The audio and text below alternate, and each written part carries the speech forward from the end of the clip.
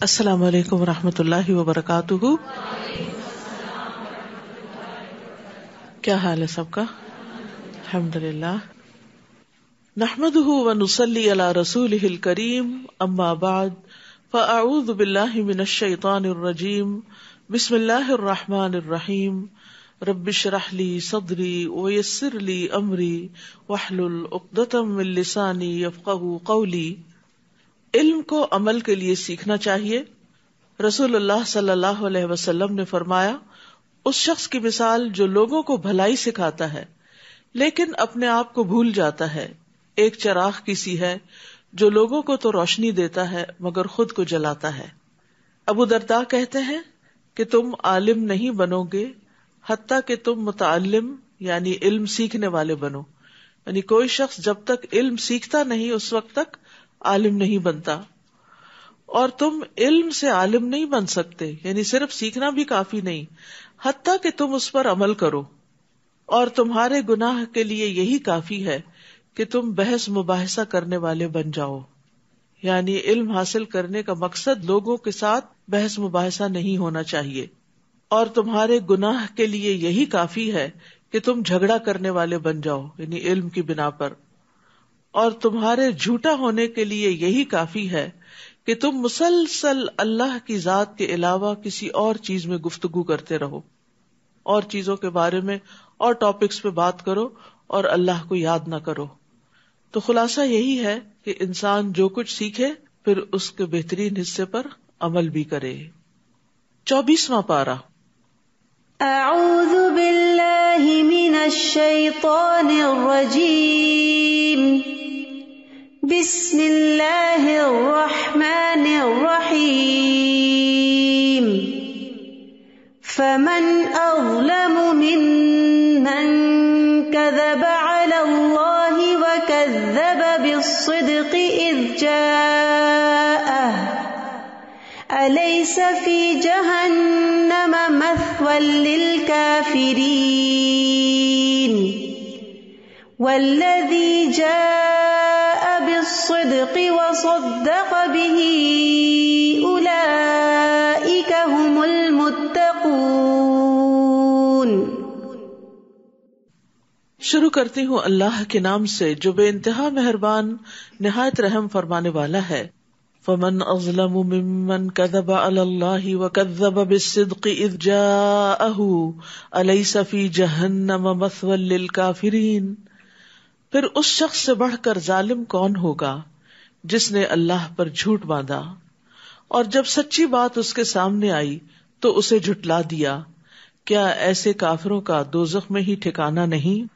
یہاں اللہ سبحانہ تعالیٰ اپنے بندوں کو ڈراتے اور خبردار کرتے ہوئے فرما رہے ہیں کہ اس شخص سے بڑا کوئی ظالم نہیں ہو سکتا جو اللہ پہ جھوٹ باندھے، یعنی کسی ایسی چیز کو اللہ کی طرف منسوب کرے جو اس کے جلال کے شان کے لائق نہیں، یا پھر یہ کہ وہ نبوت کا دعویٰ کرے کہ مجھے اللہ نے نبی بنایا ہے حالانکہ اللہ نے اس کو نبی نہیں بنایا. اسی طرح جہالت کی بنا پر بھی اللہ سبحانہ تعالیٰ کی شان کے بارے میں، اس کی ذات کے بارے میں، اس کی صفات کے بارے میں کوئی غلط بات نہیں کرنی چاہیے. جیسے کہ سورۃ الاعراف میں آتا ہے وَأَن تَقُولُوا عَلَى اللَّهِ مَا لَا تَعْلَمُونَ، کہ اللہ کے بارے میں تم وہ بات کرو جو تم جانتے نہیں. تو یہ بدترین بات ہوتی ہے بغیر علم کے اللہ تعالیٰ کے متعلق کوئی بات کرنا. اسی طرح اس شخص سے بڑا ظالم بھی کوئی نہیں جس کے پاس حق واضح آیا، یعنی واضح دلائل کے ساتھ حق آ گیا لیکن اس نے حق کو نہیں مانا. تو حق کی تکذیب بھی بہت بڑا ظلم ہوتا ہے. ایسے لوگ جو اللہ پہ جھوٹ باندھے اور حق کو جھٹلائیں ان کا ٹھکانہ جہنم ہے. اور اس کے برعکس والذی جاء بالصدق وصدق به اولئک هم المتقون، اور جو شخص سچی بات لایا اور جس نے اس کی تصدیق کی تو یہی لوگ پرہیزگار ہیں. یعنی اللہ سبحانہ تعالیٰ جھوٹے اور جھٹلانے والے کا جرم اور اس کی سزا ذکر کرنے کے بعد سچے انسان اور اس کی تصدیق کرنے کے ثواب کا ذکر کرتے ہیں کہ جو شخص سچی بات لائے، سچ بات بتائے لوگوں کو اور اپنے قول اور عمل میں بھی سچائی کا حامل ہو، تو اس سے مراد کون ہوتے ہیں؟ پیغمبر ہوتے ہیں، ان کے فالوورز ہوتے ہیں. اور پھر جو ان کی تصدیق کرتے ہیں، وصدق بہ، سچی بات کو سچ ماننا بھی، یہ بھی ایک بہت بڑی نیکی ہے. کیونکہ بعض اوقات انسان سچی بات تو کرتا ہے، سچ بولتا ہے، سچ کو پسند بھی کرتا ہے، لیکن بعض اوقات انا کا شکار بھی ہو جاتا ہے اور کسی کی درست بات کو مان کے نہیں دیتا. تو انا کا شکار ہونا اور حق کو پہچاننے کے باوجود اس کا انکار کرنا، یہ بھی درست نہیں.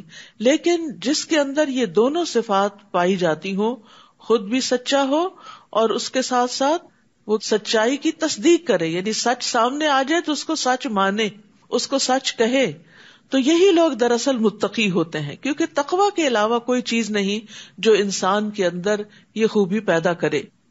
اور سچائی کی جہاں تک بات ہے تو سچ جو ہے وہ اللہ تعالیٰ کو بہت پسند ہے. عبداللہ رضی اللہ عنہ سے روایت ہے کہ نبی صلی اللہ علیہ وسلم نے فرمایا، یقیناً سچ نیکی کی طرف رہنمائی کرتا ہے اور نیکی جنت کی طرف لے جاتی ہے، اور آدمی مسلسل سچ بولتا رہتا ہے یہاں تک کہ اللہ کے ہاں صدیق لکھ لیا جاتا ہے، اور بلا شبہ جھوٹ برائی کی طرف رہنمائی کرتا ہے اور برائی آگ کی طرف لے جاتی ہے، اور آدمی مسلسل جھوٹ بولتا رہتا ہے یہاں تک کہ اللہ کے ہاں جھوٹا لکھ لیا جاتا ہے.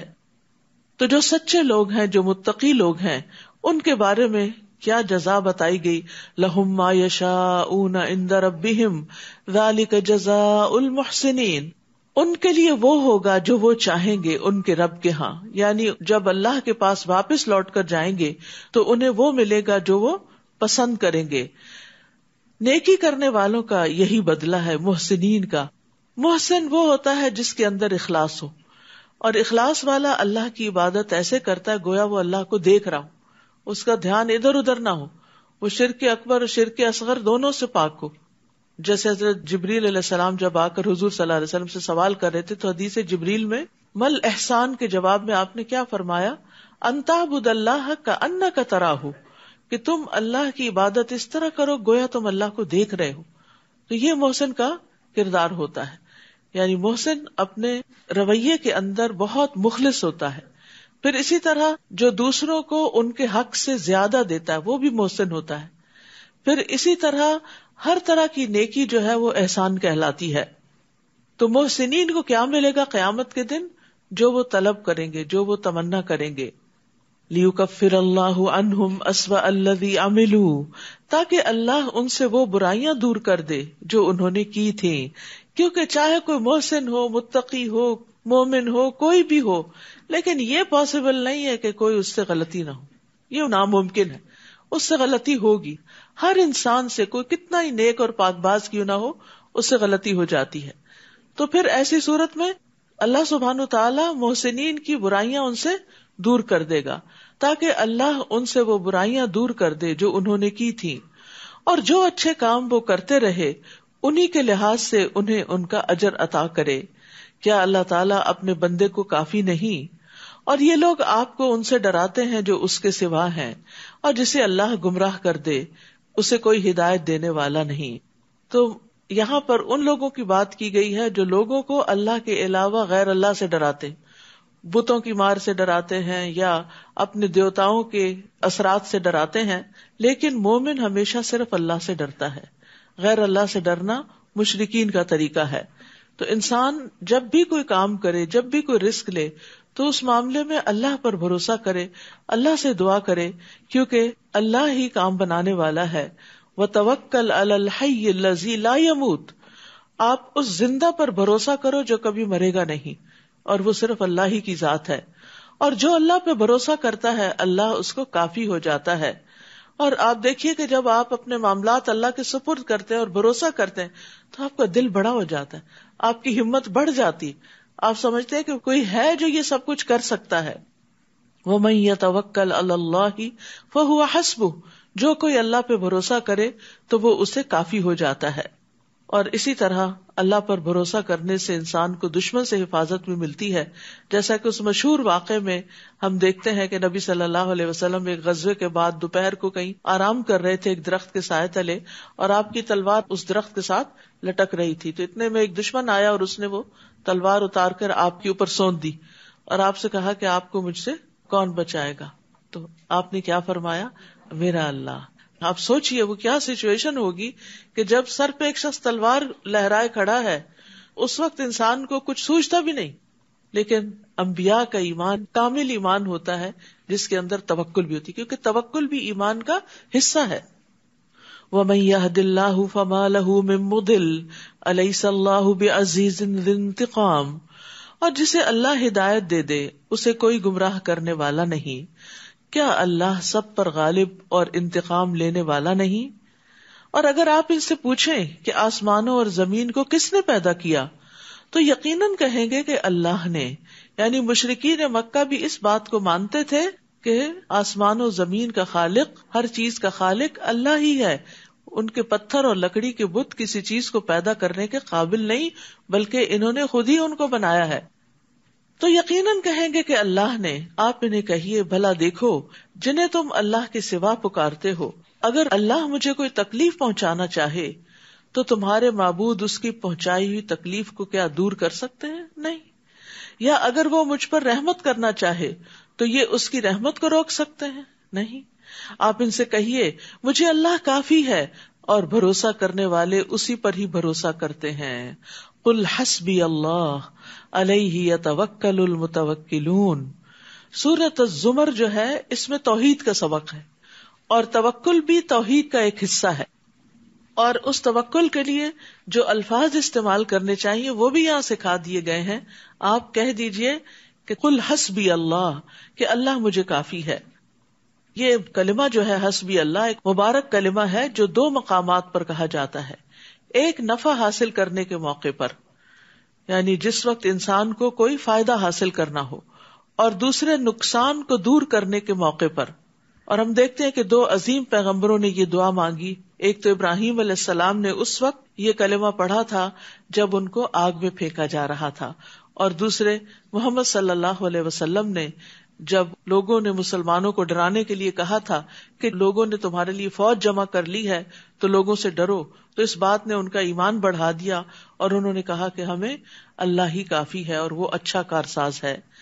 آپ ان سے کہیے اے میری قوم، تم اپنی جگہ کام کرتے جاؤ، میں اپنی جگہ کر رہا ہوں، پھر جلد ہی تمہیں معلوم ہو جائے گا کہ کس پر ایسا عذاب آتا ہے جو اسے رسوا کر دے، اور اس پر دائمی عذاب نازل ہوتا ہے. تو دنیا اور آخرت میں جو رسوائی ہے وہ اللہ کے عذاب کی شکل میں ہوتی ہے.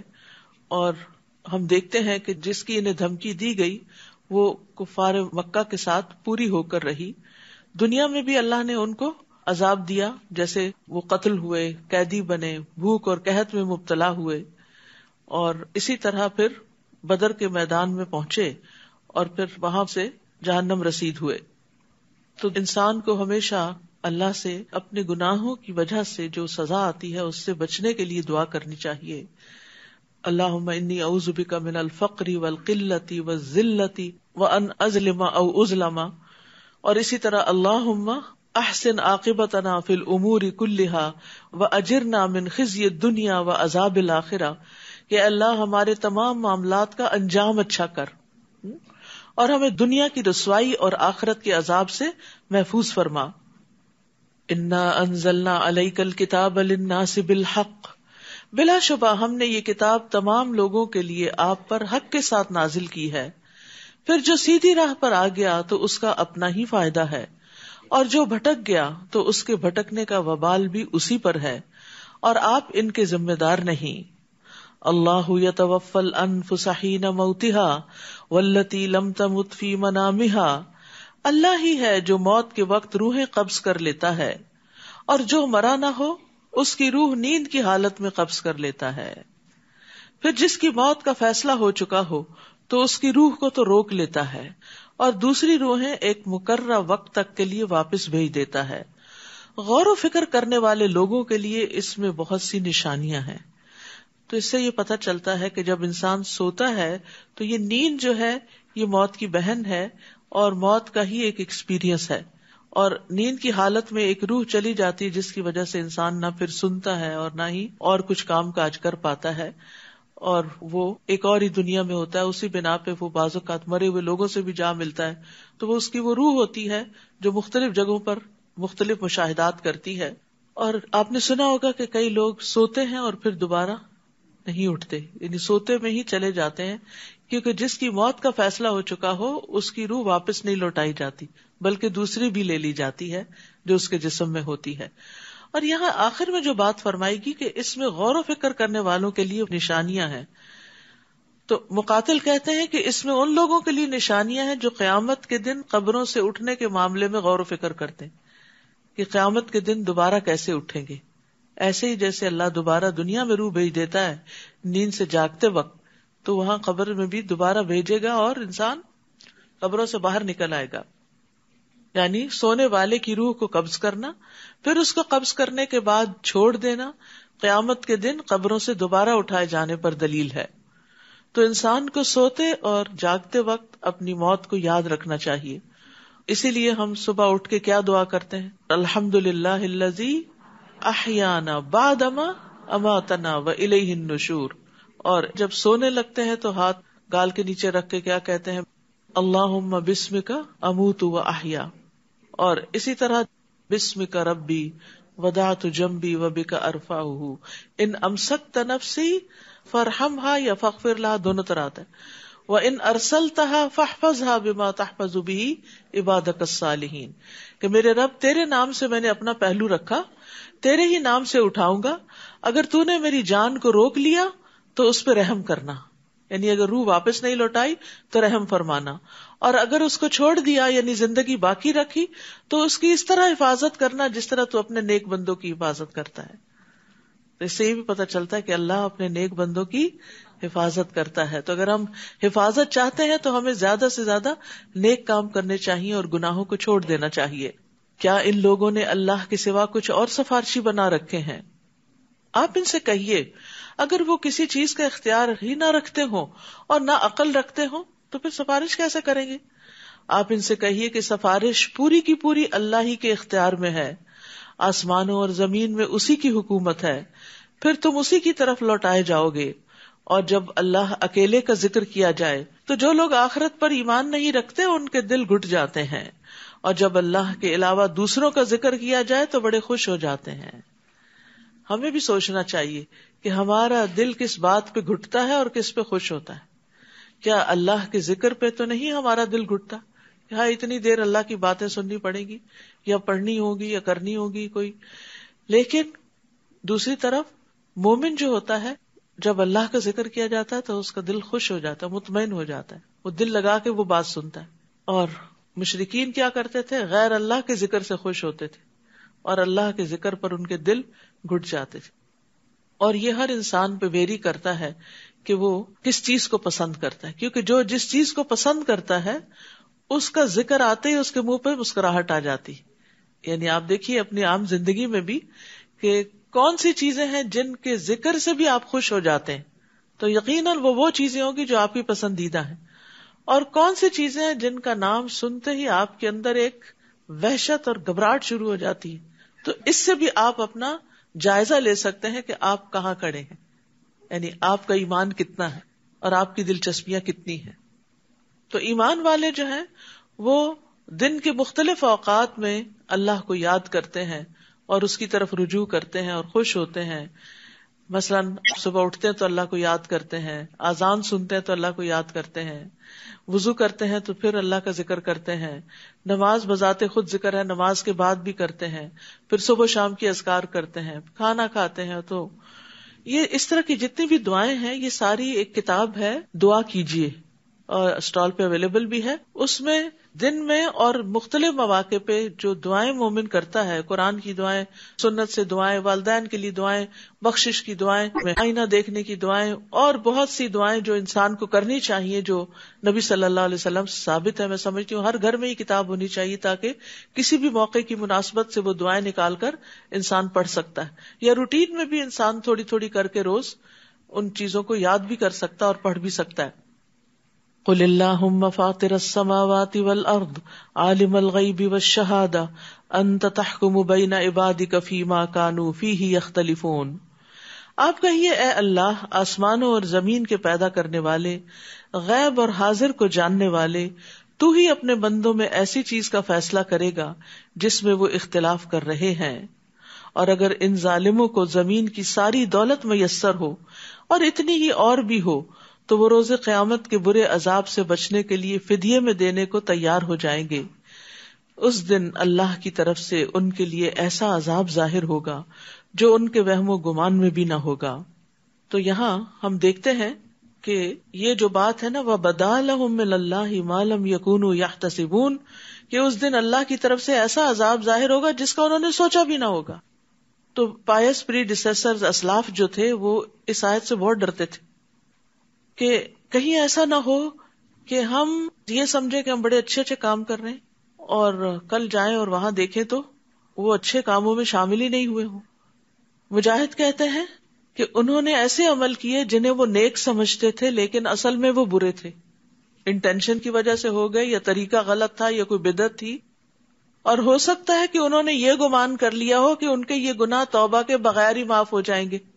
یہ تو چھوٹی سی بات ہے. دیکھیں جن گناہوں کو ہم چھوٹا سمجھتے ہیں نا ان پہ توبہ نہیں کرتے، لیکن کل کو وہی بہت بڑے بن سکتے ہیں. سفیان ثوری کہتے ہیں ریاکاری کرنے والوں کے لیے تباہی ہے، تباہی ہے.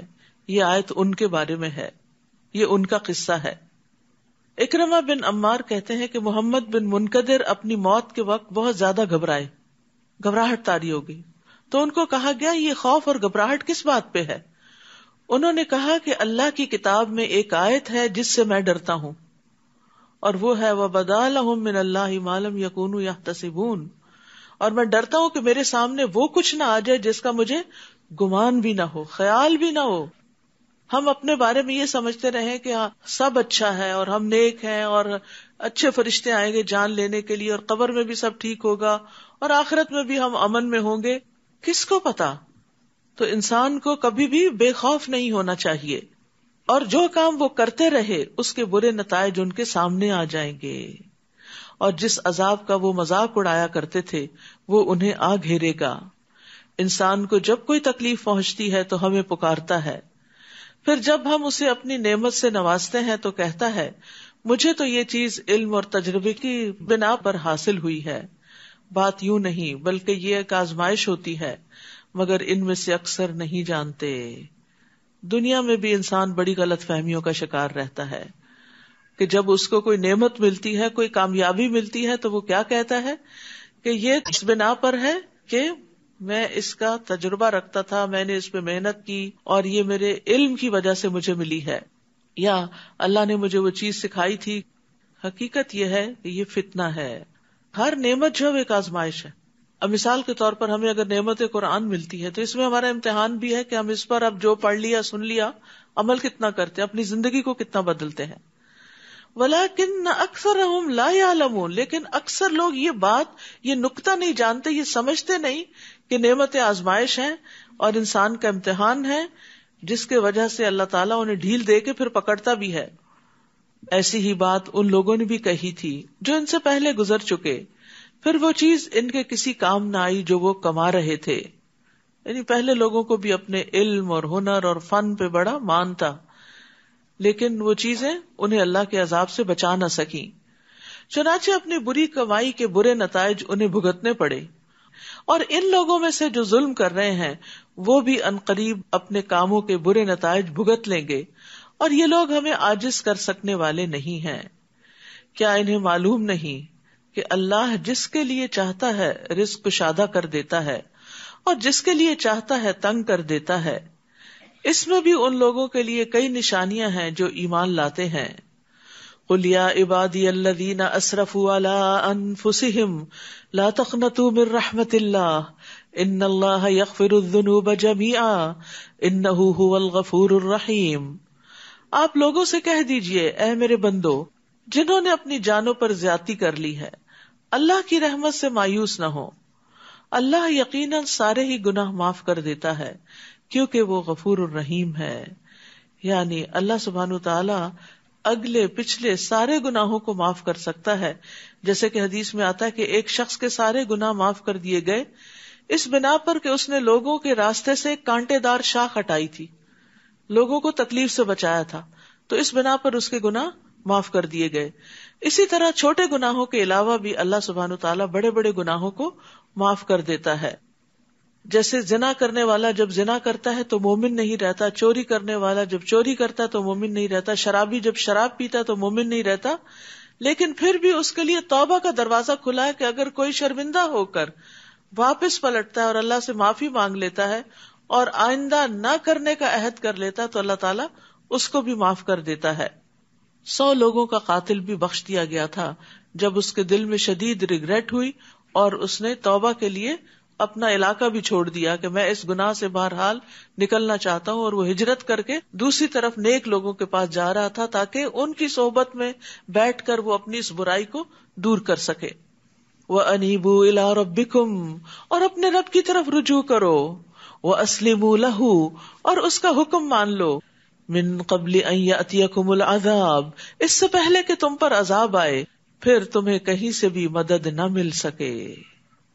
یعنی توبہ میں دیر نہیں کرنی چاہیے، بار بار اللہ کی طرف رجوع کرنا چاہیے، بار بار پلٹنا چاہیے، بار بار اپنے اسلام کا اقرار کرنا چاہیے کہ اللہم اسلمت نفسی الیک، اللہ میں نے اپنا آپ تیرے حوالے کر دیا. واتبعوا احسن ما انزل الیکم من ربکم، اور جو کچھ تمہاری طرف تمہارے رب کی جانب سے نازل ہوا ہے اس کے بہترین حصے کی پیروی کرو، اس سے قبل کہ اچانک تم پر عذاب آ جائے اور تمہیں خبر بھی نہ ہو. یعنی جب کوئی مصیبت آتی ہے تو بعض اوقات اتنی اچانک آتی ہے کہ انسان کہتا ہے میں نے تو کبھی سوچا ہی نہیں تھا. تو اسی طرح انسان کو اپنی زندگی کا ہی نہیں پتا کہ کس وقت یہ پرندہ یہاں سے اڑ جائے، ہمارے اندر سے نکل کے روح چلی جائے اور انسان اس کے بعد ہونٹ ہلانے کے بھی قابل نہ رہے. تو اس لیے انسان کو جو مہلت ملی ہے، جو موقع ملا ہے، جو وقت ملا ہے، اس سے فائدہ اٹھا لے. ان تقول نفس یا حسرتا علی ما فرطت فی جنب اللہ وان کنت لمن الساخرین. کہیں ایسا نہ ہو کہ اس وقت کوئی کہنے لگے، یعنی جب مصیبت سامنے آ جائے، موت سامنے آ جائے، جب توبہ کا دروازہ بند ہو جائے، افسوس میری اس کوتاہی پر جو میں اللہ کے حق میں کرتا رہا اور میں تو مذاق اڑانے والوں میں سے تھا. یعنی میں نے تو دین کو کبھی سیریسلی لیا ہی نہیں تھا، میں نے تو اس کو بس ایک کھیل تماشا بنا رکھا تھا. یا یوں کہے لو ان اللہ ہدانی لکنت من المتقین، اگر اللہ مجھے ہدایت دیتا تو میں بھی پرہیزگاروں میں سے ہوتا. یا جب عذاب دیکھے تو کہنے لگے لو ان لی کرۃ فاکون من المحسنین، مجھے ایک اور موقع مل جائے تو میں نیک کام کرنے والوں میں شامل ہو جاؤں. بلا قد جاءتک آیاتی فکذبت بها واستکبرت وکنت من الکافرین. اللہ فرمائے گا کیوں نہیں، تیرے پاس میری آیات آئیں تو تو نے انہیں جھٹلا دیا اور اکڑ بیٹھا، اور تو تھا ہی کافروں میں سے، انکار کرنے والوں میں سے، یعنی تو نے مان کر ہی نہیں دیا. وَيَوْمَ الْقِيَامَةِ تَرَى الَّذِينَ كَذَبُوا عَلَى اللَّهِ وُجُوهُهُمْ مُسْوَدَّةٌ، جن لوگوں نے اللہ پر جھوٹ بولا تھا قیامت کے دن آپ دیکھ لیں گے کہ ان کے چہرے سیاہ ہو رہے ہوں گے. پارے کا آغاز اسی بات سے شروع ہے کہ اس سے بڑا ظالم کون ہے جو اللہ پہ جھوٹ باندھے، اور یہاں اس کی سزا بتا دی گئی کہ جو اللہ پہ جھوٹ باندھتے ہیں قیامت کے دن ان کے چہرے سیاہ ہوں گے. کیا جہنم میں تکبر کرنے والوں کا ٹھکانہ نہیں؟ یعنی بہت ہے. وَيُنَجِّ اللَّهُ الَّذِينَ اتَّقَوْا بِمَفَازَتِهِمْ لَا يَمَسُّهُمُ السُّوءُ وَلَا هُمْ يَحْزَنُونَ، اور جو لوگ اللہ سے ڈرتے رہے اللہ انہیں ان کی کامیابی کی وجہ سے ہر جگہ پر نجات دے گا، انہیں نہ تو کوئی تکلیف پہنچے گی اور نہ وہ غمزدہ ہوں گے. اللہ خالق کل شیء وہو علی کل شیء وکیل، اللہ ہی ہر چیز کا خالق ہے، ہر چیز اللہ نے پیدا کی ہے اور وہی ہر چیز کا نگہبان بھی ہے، سب چیزوں کی نگرانی بھی وہی کر رہا ہے کہ یہ چیزیں کیسے کام کر رہی ہیں اس کی منشا کے مطابق یا نہیں. لہو مقالید السماوات والارض، آسمانوں اور زمین کی کنجیاں اسی کے پاس ہیں، سارے خزانوں کا مالک وہی ہے. اور جن لوگوں نے اللہ کی آیات کا انکار کیا وہی خسارہ اٹھانے والے. آپ ان سے کہیے اے جاہلو، کیا تم مجھے یہ مشورہ دیتے ہو کہ میں اللہ کے سوا کسی دوسرے کی عبادت کروں؟ افغیر اللہ تأمرونی اعبد ایھا الجاہلون، حالانکہ آپ کی طرف یہ وحی کی جا چکی ہے اور ان لوگوں کی طرف بھی جو آپ سے پہلے تھے کہ اگر آپ نے شرک کیا تو آپ کے عمل بھی برباد ہو جائیں گے اور آپ خسارہ اٹھانے والوں میں شامل ہو جائیں گے. یعنی شرک کا گناہ کسی سے بھی قابل قبول نہیں. تو اس لیے انسان کو سب سے زیادہ جس چیز کی فکر ہونی چاہیے وہ اپنی زندگی سے شرک نکالنے کی. اور وہ کب نکالے گا؟ جب اس کو پتا ہوگا کہ شرک ہے کیا. کیونکہ اگر یہ پتا ہی نہیں کہ شرک کیا ہے تو شرک سے نکلے گا کیسے انسان. تو اس لیے فَاعْلَمْ أَنَّهُ لَا إِلَٰهَ إِلَّا هُوَ، اس بات کا علم حاصل کرو کہ اللہ تعالیٰ ایک ہے. اور کون سی چیزیں اللہ کی ذات میں یا صفات میں شریک بن جاتی ہیں اور کیا کہنا شرک ہو جاتا ہے، ان باتوں کا خوب علم ہونا چاہیے. ورنہ تو اللہ سبحانہ تعالیٰ شرک کو معاف نہیں کرے گا، باقی گناہ تو چاہے سزا دیے بغیر معاف کر دے یا سزا دے کے معاف کرے. بل اللہ فاعبد وکم من الشاکرین، بلکہ آپ اللہ ہی کی عبادت کیجیے اور اس کے شکر گزار بن کر رہیے. اور ان لوگوں نے اللہ کی قدر نہیں کی جیسا کہ اس کی قدر کرنے کا حق ہے. قیامت کے دن ساری زمین اس کی مٹھی میں اور تمام آسمان اس کے دائیں ہاتھ میں لپیٹے ہوئے ہوں گے. وہ ان باتوں سے پاک اور بالا تر ہے جو یہ لوگ اس کے شریک ٹھہراتے ہیں. اللہ سبحانہ تعالیٰ کی عظمت اور قدر کو حقیقت میں ہم لوگ نہیں جانتے، لیکن یہ ہے کہ اگر انسان جان لے تو پھر اس کے اندر لازماً اللہ کی عبادت کا شوق آ جائے، وہ اس کے آگے جھک جائے.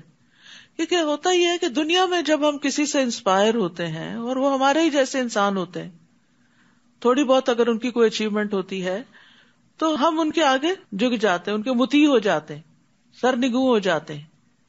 تو سوچئے کہ جو شخص اللہ کو پہچان لے پھر کیا وہ اللہ کے آگے نہیں جھکے گا؟ ہو ہی نہیں سکتا کہ وہ اللہ کے آگے پھر نہ جھکے. تو یہ اللہ کی ناقدری ہے، اللہ کو نہ پہچاننا ہے کہ انسان پھر اس کی طرف رجوع نہیں کرتا. عبداللہ ابن عمر کہتے ہیں کہ رسول اللہ صلی اللہ علیہ وسلم نے فرمایا، قیامت کے دن اللہ عز و جل آسمانوں کو لپیٹ لے گا، پھر انہیں اپنے دائیں ہاتھ میں لے کے فرمائے گا میں بادشاہ ہوں، کہاں ہے جبار، کہاں ہے تکبر کرنے والے. پھر زمینوں کو اپنے بائیں ہاتھ میں لے کر لپیٹے گا اور فرمائے گا میں بادشاہ ہوں، کہاں ہے جبار، کہاں ہے تکبر کرنے والے. تو اللہ کے سامنے تو کوئی پر نہیں مار سکتا. اس لیے جب ہم اللہ اکبر کہیں تو واقعی دل سے کہا کریں کہ وہی سب سے بڑا ہے. اور جب سور پھونکا جائے گا تو جو بھی آسمانوں اور زمین میں موجود مخلوق ہے سب بے ہوش ہو کر گر پڑیں گے مگر جسے اللہ بچانا چاہے. پھر جب دوسری بار سور پھونکا جائے گا تو فوراً سب کے سب اٹھ کر دیکھنے لگیں گے. وَأَشْرَقَتِ الْأَرْضُ بِنُورِ رَبِّهَا، اور زمین اپنے رب کے نور سے جگمگا اٹھے گی، چمک اٹھے گی، اور سب کی کتابیں اعمال لا کر رکھ دی جائے گی، بک آف ڈیڈ، اور انبیاء اور تمام گواہ حاضر کیے جائیں گے، اور لوگوں میں انصاف کے ساتھ فیصلہ کیا جائے گا اور ان پر ظلم نہیں کیا جائے گا. یہ تفصیل بتا دی گئی کہ یہ سب کچھ ہوگا کیسے. اس کے بعد بھی اگر کوئی شخص یہ سمجھے کہ پتہ نہیں حساب ہے کہ نہیں اور ملاقات ہے کہ نہیں اور جنت ہے کہ نہیں اور جہنم ہے کہ نہیں، یقین ہی نہ ہو اس کے اندر، تو پھر اس کا طرز عمل کیسے بدل سکتا ہے. تو اب یہ تو قرآن ہمیں بتا رہا ہے نا کہ اس دن زمین کیسی ہوگی اور کس طرح نامہ اعمال رکھا جائے گا اور کس طرح انبیاء اور گواہ آ جائیں گے اور پھر ہر شخص کا فیصلہ کیا جائے گا، ہر شخص کے اعمال تولے جائیں گے. حدیث میں آتا ہے قیامت کے دن لوگوں کا حشر سفید اور سرخی آمیز زمین پر ہوگا، جیسے میدے کی روٹی صاف اور سفید ہوتی ہے، اس پر کسی چیز کا کوئی نشان نہ ہو. یعنی جب آپ میدے کو بیلتے ہیں نا سموسے وغیرہ بنانے کے لیے تو وائٹ سی جو ٹکیا بنتی ہے، اس طرح پلین بالکل اسموتھ صاف ستھری زمین ہوگی جس پہ ہر شخص کھڑا ہوگا اور کوئی شخص کسی چیز کے پیچھے چھپ نہ سکے گا، اور روشنی بھی ہوگی وہاں. تو پھر ہر شخص کے اعمال اور اس کے کام اور اس کی شکل اور ہر چیز پر واضح بھی ہو جائے گی. ہم سب کو اس جگہ سے گزرنا ہے، یہ سب دیکھنا ہے، اسے اپنی زندگی میں دیکھتے رہا کریں. کبھی اپنے آپ کو کسی جگہ لے جا کے کھڑا کریں، کبھی کسی جگہ کھڑا کریں، تاکہ جس دن یہ پیش آئے تو ہم اس سے بے خبر نہ ہوں. ہمیں پہلے سے پتا یہ تو ہونا تھا، یہ تو رب کا وعدہ تھا اور یہ تو سچا وعدہ تھا. تو جو لوگ اس طرح اس دن کو یاد رکھتے ہیں اور اس کی تیاری کرتے رہتے ہیں، اس دن کے لیے پھر ان کو کوئی ہول نہ ہوگا، وہ امن میں ہوں گے. تو جب اللہ تعالیٰ قیامت کے دن لوگوں کا فیصلہ کرنے آئیں گے تب زمین اس کے نور سے روشن ہوگی. زمین پر روشنی سورج اور چاند کی وجہ سے نہیں ہوگی، کیونکہ سورج چاند تو لپیٹ دیے جائیں گے، ان کی روشنی ختم ہو جائے گی. اور یہ ہم پڑھتے ہیں نا کہ سورج حشر میں بالکل قریب آ جائے گا، تو یہ اس وقت ہوگا جب حشر میں وقوف لمبا ہوگا، ابتدا میں نہیں. اور ہر شخص نے جو عمل کیا ہوگا اسے اس کا پورا بدلہ دے دیا جائے گا، اور جو کچھ وہ کر رہے ہیں اللہ اسے خوب جاننے والا ہے. آپ دیکھیے جو لوگ جاب کرتے ہیں، جو کام کرتے ہیں، اور جب وہ ان کا کام مکمل ہوتا ہے، ان کا ویک مکمل ہوتا ہے یا مہینہ مکمل ہوتا ہے، تو ان کو سیلری ملتی ہے، تو وہ ان کے کام کی اجرت ہوتی ہے، ان کی مزدوری ہوتی ہے. اسی طرح قیامت کے دن بھی ہمارے اعمال کی اجرت ہمیں دی جائے گی، پورا پورا بدلہ، کیونکہ وہ بدلے کا دن ہے. تو انسان کو سوچنا چاہیے کہ اس دن کے لیے جو اعمال کر رہا ہے ان میں وہ کتنا سنجیدہ اور کتنا کمیٹڈ ہے. اور جن لوگوں نے کفر کیا ہوگا انہیں گروہ در گروہ جہنم کی طرف ہانکا جائے گا، یہاں تک کہ جب وہ جہنم پر پہنچ جائیں گے تو اس کے دروازے کھول دیے جائیں گے، اور اس کے داروغے انہیں کہیں گے کیا تمہارے پاس تمہیں میں سے رسول نہیں آئے تھے جو تمہیں رب کی آیات پڑھ کر سناتے؟ کیونکہ ہر شخص پڑھا لکھا نہیں ہوتا کہ خود سے پڑھ سکے، تو اس لیے پڑھ کے سنانے کی جب بات کی گئی تو حجت ہی تمام کر دی گئی. اور اس دن کے لیے پیش ہونے سے تمہیں ڈراتے تھے. وہ کہیں گے کیوں نہیں، مگر کافروں پر عذاب کا حکم ثابت ہو کر رہا. اب یہ ہے کہ کفار کے بھی مختلف گروہ ہوں گے، یعنی جس طرح کے مجرم ہوں گے وہ ایسے لوگ اکٹھے کر دیے جائیں گے، مخصوص دروازے سے داخل ہوں گے. اسی طرح متقی لوگوں کے بھی الگ الگ گروہ ہوں گے، کوئی مقربین ہوں گے اور کوئی صالحین ہوں گے اور کوئی انبیاء ہوں گے، شہداء ہوں گے. تو جنت کے بھی مختلف درجے ہیں اور مختلف لیولز ہیں، اور پھر جیسا جس کا عمل ہوگا. قیل ادخلوا ابواب جہنم خالدین فیہا فبئس مثوی المتکبرین. انہیں کہا جائے گا یعنی جہنم والوں کو کہ جہنم کے دروازوں سے داخل ہو جاؤ، تم ہمیشہ اس میں رہو گے. تکبر کرنے والوں کے لیے یہ کیسا برا ٹھکانہ ہوگا. اور جو لوگ اپنے رب سے ڈرتے رہے انہیں گروہ در گروہ جنت کی طرف چلایا جائے گا، یہاں تک کہ جب وہ اس کے پاس پہنچ جائیں گے اور اس کے دروازے پہلے سے ہی کھول دیے جائیں گے تو اس کے داروغے انہیں کہیں گے تم پر سلامتی ہو، خوش ہو جاؤ اور ہمیشہ کے لیے جنت میں داخل ہو جاؤ. تو یہاں جنتیوں کے گروہوں کا بھی ذکر ہے کہ ان کے تقوی کے لیول کے اعتبار سے ان کے گروہ بنیں گے. ابو ہریرہ کہتے ہیں کہ نبی صلی اللہ علیہ وسلم نے فرمایا پہلی جماعت جو جنت میں داخل ہوگی ان کے چہرے 14ویں رات کے چاند کی طرح چمکتے ہوں گے، اور جو ان کے بعد داخل ہوں گے وہ جگمگاتے ستاروں کی طرح ہوں گے. ان سب کے دل الفت و محبت میں ایک شخص کی طرح ہوں گے، ان میں سے نہ کسی کا بات میں اختلاف ہوگا نہ باہم دشمنی ہوگی. یہ اہل جنت کی شان ہے کہ آپس میں نہ دل میں کوئی بات اور نہ زبان پہ کوئی بات، کوئی کلیشز نہیں ہوں گے، کوئی اختلاف نہیں ہوں گے، بلکہ ایک دل کی طرح ہوں گے، سب ایک دوسرے سے محبت کرتے ہوں گے. جنت کا دروازہ سب سے پہلے آپ صلی اللہ علیہ وسلم کے لیے کھولا جائے گا. رسول اللہ صلی اللہ علیہ وسلم نے فرمایا میں قیامت کے دن جنت کے دروازے پر آؤں گا اور اسے کھلواؤں گا. پھر جنت کا داروغہ کہے گا آپ کون ہیں؟ میں کہوں گا محمد. وہ کہے گا مجھے آپ سے پہلے کسی کے لیے دروازہ کھولنے کا حکم نہیں دیا گیا. یعنی آپ ہی ایک طرح سے افتتاح کریں گے، اوپننگ کریں گے، سب سے پہلے آپ انٹر ہوں گے اور پھر آپ کی امتی ساتھ داخل ہوں گے. اور اس وقت وہ کیا کہیں گے؟ وَقَالُوا الْحَمْدُ لِلَّهِ الَّذِي صَدَقَنَا وَعْدَهُ. وہ کہیں گے اللہ کا شکر ہے جس نے ہمارے ساتھ اپنا وعدہ سچا کر دکھایا اور ہمیں اس سرزمین کا وارث بنا دیا کہ اس جنت میں ہم جہاں چاہیں رہیں. عمل کرنے والوں کے لیے یہ کیسا اچھا اجر ہے. اتنی چوائسز ہوں گی ہر جنتی کے لیے کہ جہاں اس کا دل چاہے گا وہ چلا جائے گا.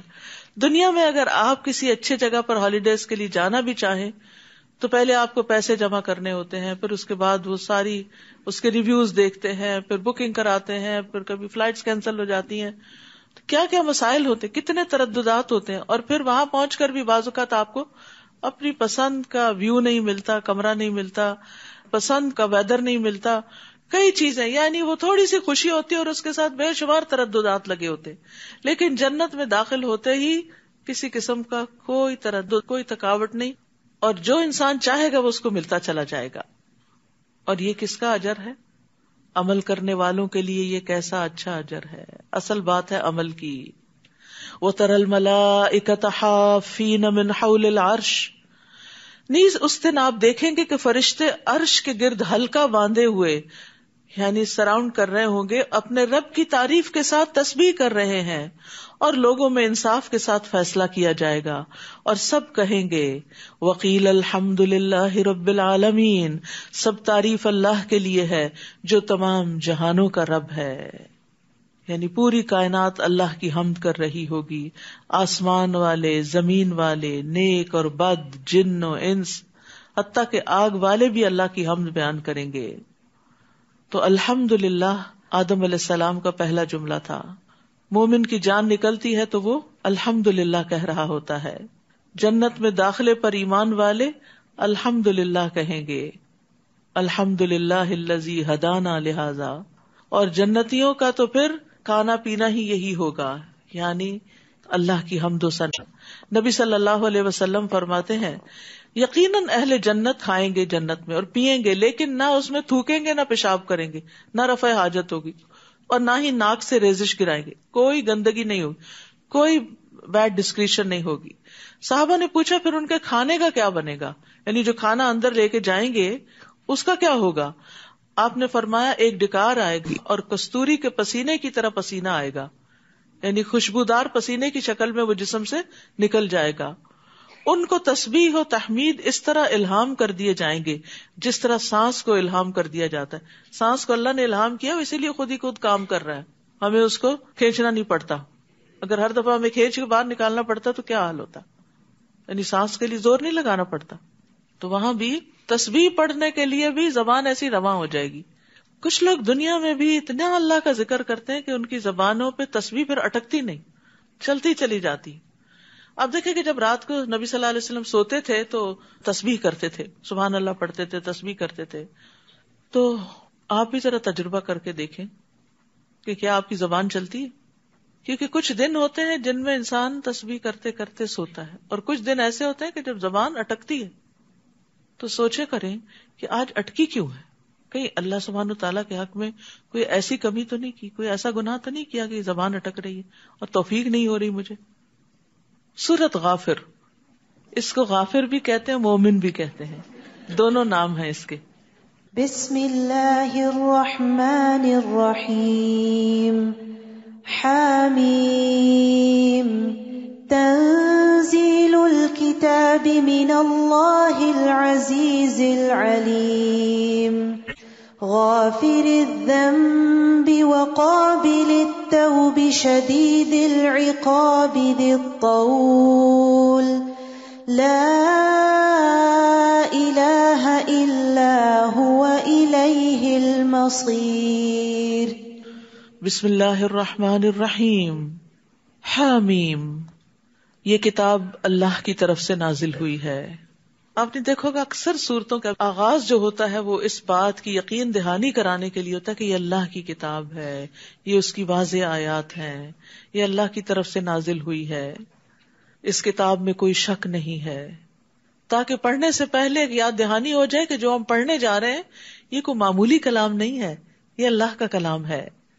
یہ کتاب اللہ کی طرف سے نازل ہوئی ہے جو غالب ہے، سب کچھ جاننے والا ہے، وہ گناہ بخشنے والا، توبہ قبول کرنے والا، سخت سزا دینے والا اور صاحب فضل ہے. اس کے سوا کوئی الہ نہیں، اسی کی طرف سب کو لوٹ کر جانا ہے. تو توبہ کرنے والے گناہگار کے لیے دو رحمتیں ہیں، ایک یہ کہ اللہ اس کی توبہ قبول کر لیتا ہے، دوسری یہ کہ اس کی توبہ کو نیکی بنا دیتا ہے، اور اگر وہ نادم ہو تو اس کے نامہ اعمال سے بھی مٹا دیا جاتا ہے، اور وہ ایسا ہو جاتا ہے جیسے اس نے گناہ کیا ہی نہ ہو. التائب من الذنب کمن لا ذنب لہ، گناہ سے توبہ کر لینے والا ایسا ہو جاتا ہے جیسے اس نے گناہ کیا ہی نہیں تھا، صاف ستھرا ہو جاتا ہے. تو جس طرح ہم جسمانی طہارت کا اہتمام کرتے ہیں، اسی طرح ہمیں اپنی روحانی طہارت کا بھی اہتمام کرتے رہنا چاہیے. اس کو بڑھاپے کے لیے نہیں چھوڑ دینا چاہیے، حج عمرے کے لیے نہیں چھوڑ دینا چاہیے کہ وہاں جائیں گے تو توبہ کریں گے. ڈیلی بیسس پر توبہ ہونی چاہیے. ایک دن منہ نہ دھوئیں تو آپ دیکھیں کیا حال ہوتا ہے آپ کا. ایک دن تجربہ کریں، جب نماز نہیں پڑھنی تو منہ نہ دھوئیں، پھر کیسا دن ہوگا، ایسے لگے جیسے کوئی بوجھ اٹھا کے پھر رہے ہیں، حالانکہ وہ فزیکلی تو کوئی بوجھ نہیں ہوتا. تو اسی طرح اگر ایک دن بھی توبہ نہیں کرتے تو دلوں پہ بوجھ آ جاتا ہے، اور اس بوجھ کے ساتھ پھر ہم پریشان چلتے پھرتے رہتے ہیں. تو جب بھی دل تنگ ہو، جب بھی دل پہ پریشانی ہے، اکیلے بیٹھ جائیں، تھوڑا سا روئیں، اللہ سے باتیں کریں، معافی مانگیں، کیونکہ اللہ سبحانہ وتعالیٰ اخلاص کے ساتھ کی ہوئی دعا قبول کرتا ہے، غافل دل کی نہیں. کیونکہ بعض اوقات ہم دعا مانگ رہے ہوتے ہیں، دھیان ہمارا کہیں سے کہیں ہوتا ہے. اللہ کی آیات میں صرف وہی لوگ جھگڑا کرتے ہیں جو کافر ہیں، لہٰذا ان کا دنیا کے ملکوں میں چلنا پھرنا آپ کو کسی دھوکے میں نہ ڈال دے.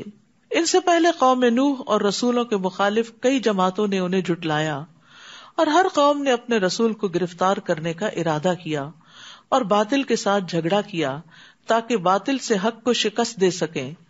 پھر میں نے انہیں پکڑ لیا تو دیکھو میری سزا کیسی تھی. اسی طرح آپ کے رب کا یہ حکم ان لوگوں پر صادق آ گیا کہ جن لوگوں نے کفر کیا وہی اہل دوزخ ہیں. الذین یحملون العرش ومن حولہ یسبحون بحمد ربہم ویؤمنون بہ، جو فرشتے عرش اٹھائے ہوئے ہیں اور جو اس کے ارد گرد ہوتے ہیں سب اپنے رب کی حمد کے ساتھ اس کی تسبیح کرتے اور اس پر ایمان رکھتے ہیں اور مومن بندوں کے لیے بخشش طلب کرتے ہیں. فرشتے بھی ایمان والوں کے لیے دعا استغفار کرتے ہیں اور کہتے ہیں اے ہمارے رب، تو نے اپنی رحمت اور علم سے ہر چیز کا احاطہ کر رکھا ہے، لہذا جن لوگوں نے توبہ کی اور تیری راہ کی پیروی کی انہیں بخش دے. توبہ کرنے والوں کو بخش دے، سفارش کر رہے ہوتے ہیں، اور دوزخ کے عذاب سے بچا لے. کتنی بڑی خوشخبری ہے اس میں. تو کون ہے وہ فرشتے جو عرش اٹھائے ہوئے ہیں؟ وہ کتنے بڑے ہیں اس کے بارے میں حدیث میں آتا ہے، نبی صلی اللہ علیہ وسلم نے فرمایا مجھے یہ اجازت دی گئی ہے کہ میں اللہ کے عرش کے اٹھانے والے فرشتوں میں سے کسی فرشتے کے بارے میں بیان کروں کہ اس کے کانوں کی لو سے کندھے تک، یعنی یہاں سے لے کے نیچے کندھا، یہ بس اتنی سی جو ہمارا اتنا سا حصہ ہے، اس کے درمیان کا فاصلہ 700 سال کی مسافت جتنا ہے. یعنی اتنی لمبی گردنیں ہیں صرف ان کی. تو ان کے ہاتھ پاؤں اور باقی جسم کتنا بڑا ہوگا جو عرش اٹھائے ہوئے ہیں. عرش ساری مخلوقات میں سے، زمین اور آسمان اور کرسی، ہر مخلوق سے بڑی مخلوق ہے، ساری مخلوقات کی چھت ہے وہ ایک طرح سے. تو یہاں پر فرشتوں کی اور عام فرشتوں کی نہیں، ان فرشتوں کی سفارش ہے جو عرش اٹھائے ہوئے ہیں. اسی طرح کچھ اور اعمال بھی ہوتے ہیں جن کی وجہ سے فرشتے ہمارے لیے دعائیں کرتے ہیں. نماز کے بعد جائے نماز پہ بیٹھے رہنا اگر وقت اجازت دے، کیونکہ کچھ لوگ تو سلام ابھی آدھا ہی ہوتا ہے وہ پاؤں پہ کھڑے ہو جاتے ہیں. تو سکون سے نماز کے بعد کے اذکار کرنے چاہیے، الا یہ کہ واقعی حقیقی مجبوری ہو، کوئی بہت جلدی ہو. لیکن دن کی ہر نماز ہی تو جلدی نہ ہو، کوئی تو اللہ کے لیے بھی ہو. تو جتنی دیر انسان مصلی پہ ہوتا ہے اتنی دیر وہ اس کے لیے دعا کرتے رہتے ہیں. کیا دعا ہوتی ہے؟ اللہم اغفر لہ، اللہم ارحمہ، اللہ اس کو بخش دے، اللہ اس پہ رحم فرما. پھر ہے باوضو ہو کر سونا. جو شخص رات کو باوضو سوتا ہے اس کے بستر میں فرشتہ رات گزارتا ہے. جب بھی وہ رات کی کسی گھڑی میں نیند سے بیدار ہوتا ہے تو فرشتہ کہتا ہے اللہ اپنے اس بندے کو بخش دے، اس لیے کہ یہ باوضو ہو کر سویا تھا. پھر اگر کوئی بیمار ہو تو اس کی عیادت کے لیے جانے والوں کے لیے 70,000 فرشتے صبح کے وقت اگر کوئی عیادت کرے تو شام تک دعائیں کرتے ہیں، اور شام کے وقت کرے تو صبح تک کرتے ہیں. پھر اسی طرح لوگوں کو خیر کی بات سکھانا، خیر کی بات دوسروں کو سکھانا، چاہے آپ اپنی اولاد کو سکھا رہے ہیں، اپنے رشتہ داروں کو سکھا رہے ہیں، اپنے دوستوں کو سکھا رہے ہیں، یا جاننے والے اور نہ جاننے والے سب کو سکھا رہے ہیں. تو رسول اللہ صلی اللہ علیہ وسلم نے فرمایا یقیناً اللہ اور اس کے فرشتے اور تمام اہل زمین اور آسمان، یہاں تک کہ چونٹی اپنے سوراخ میں اور مچھلیاں پانی میں اس شخص کے لیے دعائے خیر کرتی ہیں. یعنی اللہ تعالیٰ رحمت بھیجتے ہیں، فرشتے اور باقی مخلوق جو ہیں وہ دعائے خیر کرتی ہیں جو لوگوں کو بھلائی کی باتیں سکھاتا ہے. اصل میں عربی میں لفظ لا یصلون آتا ہے جس میں دونوں معنی پائے جاتے ہیں، تو ایک ہی لفظ چل جاتا ہے. لیکن جب اردو ترجمہ ہم کرتے ہیں تو پھر اللہ تعالیٰ تو دعا نہیں کرتے، وہ تو دعا قبول کرتے ہیں. تو اس لیے خیر پھیلانے والے بن جائیں، خیر کی کنجیاں بن جائیں، شر کے تالے بن جائیں، ہر جگہ خیر پھیلائیں، اور آغاز اپنے آپ سے کریں اور گھر والوں سے کریں. پھر اسی طرح سحری کرنے والوں پر اللہ تعالیٰ رحمت کرتے ہیں اور فرشتے ان کے لیے دعائیں کرتے ہیں. پھر اسی طرح کسی کی غیر موجودگی میں اس کے لیے دعا کرنے والے کے لیے ایک فرشتہ مقرر ہوتا ہے. جو مسلمان پیٹھ پیچھے کسی مسلمان کے لیے دعا کرتا ہے تو وہ فرشتہ ساتھ ساتھ کہتا ہے تجھے بھی ایسا ہی ملے. اور وہ اور کیا دعائیں کرتے ہیں؟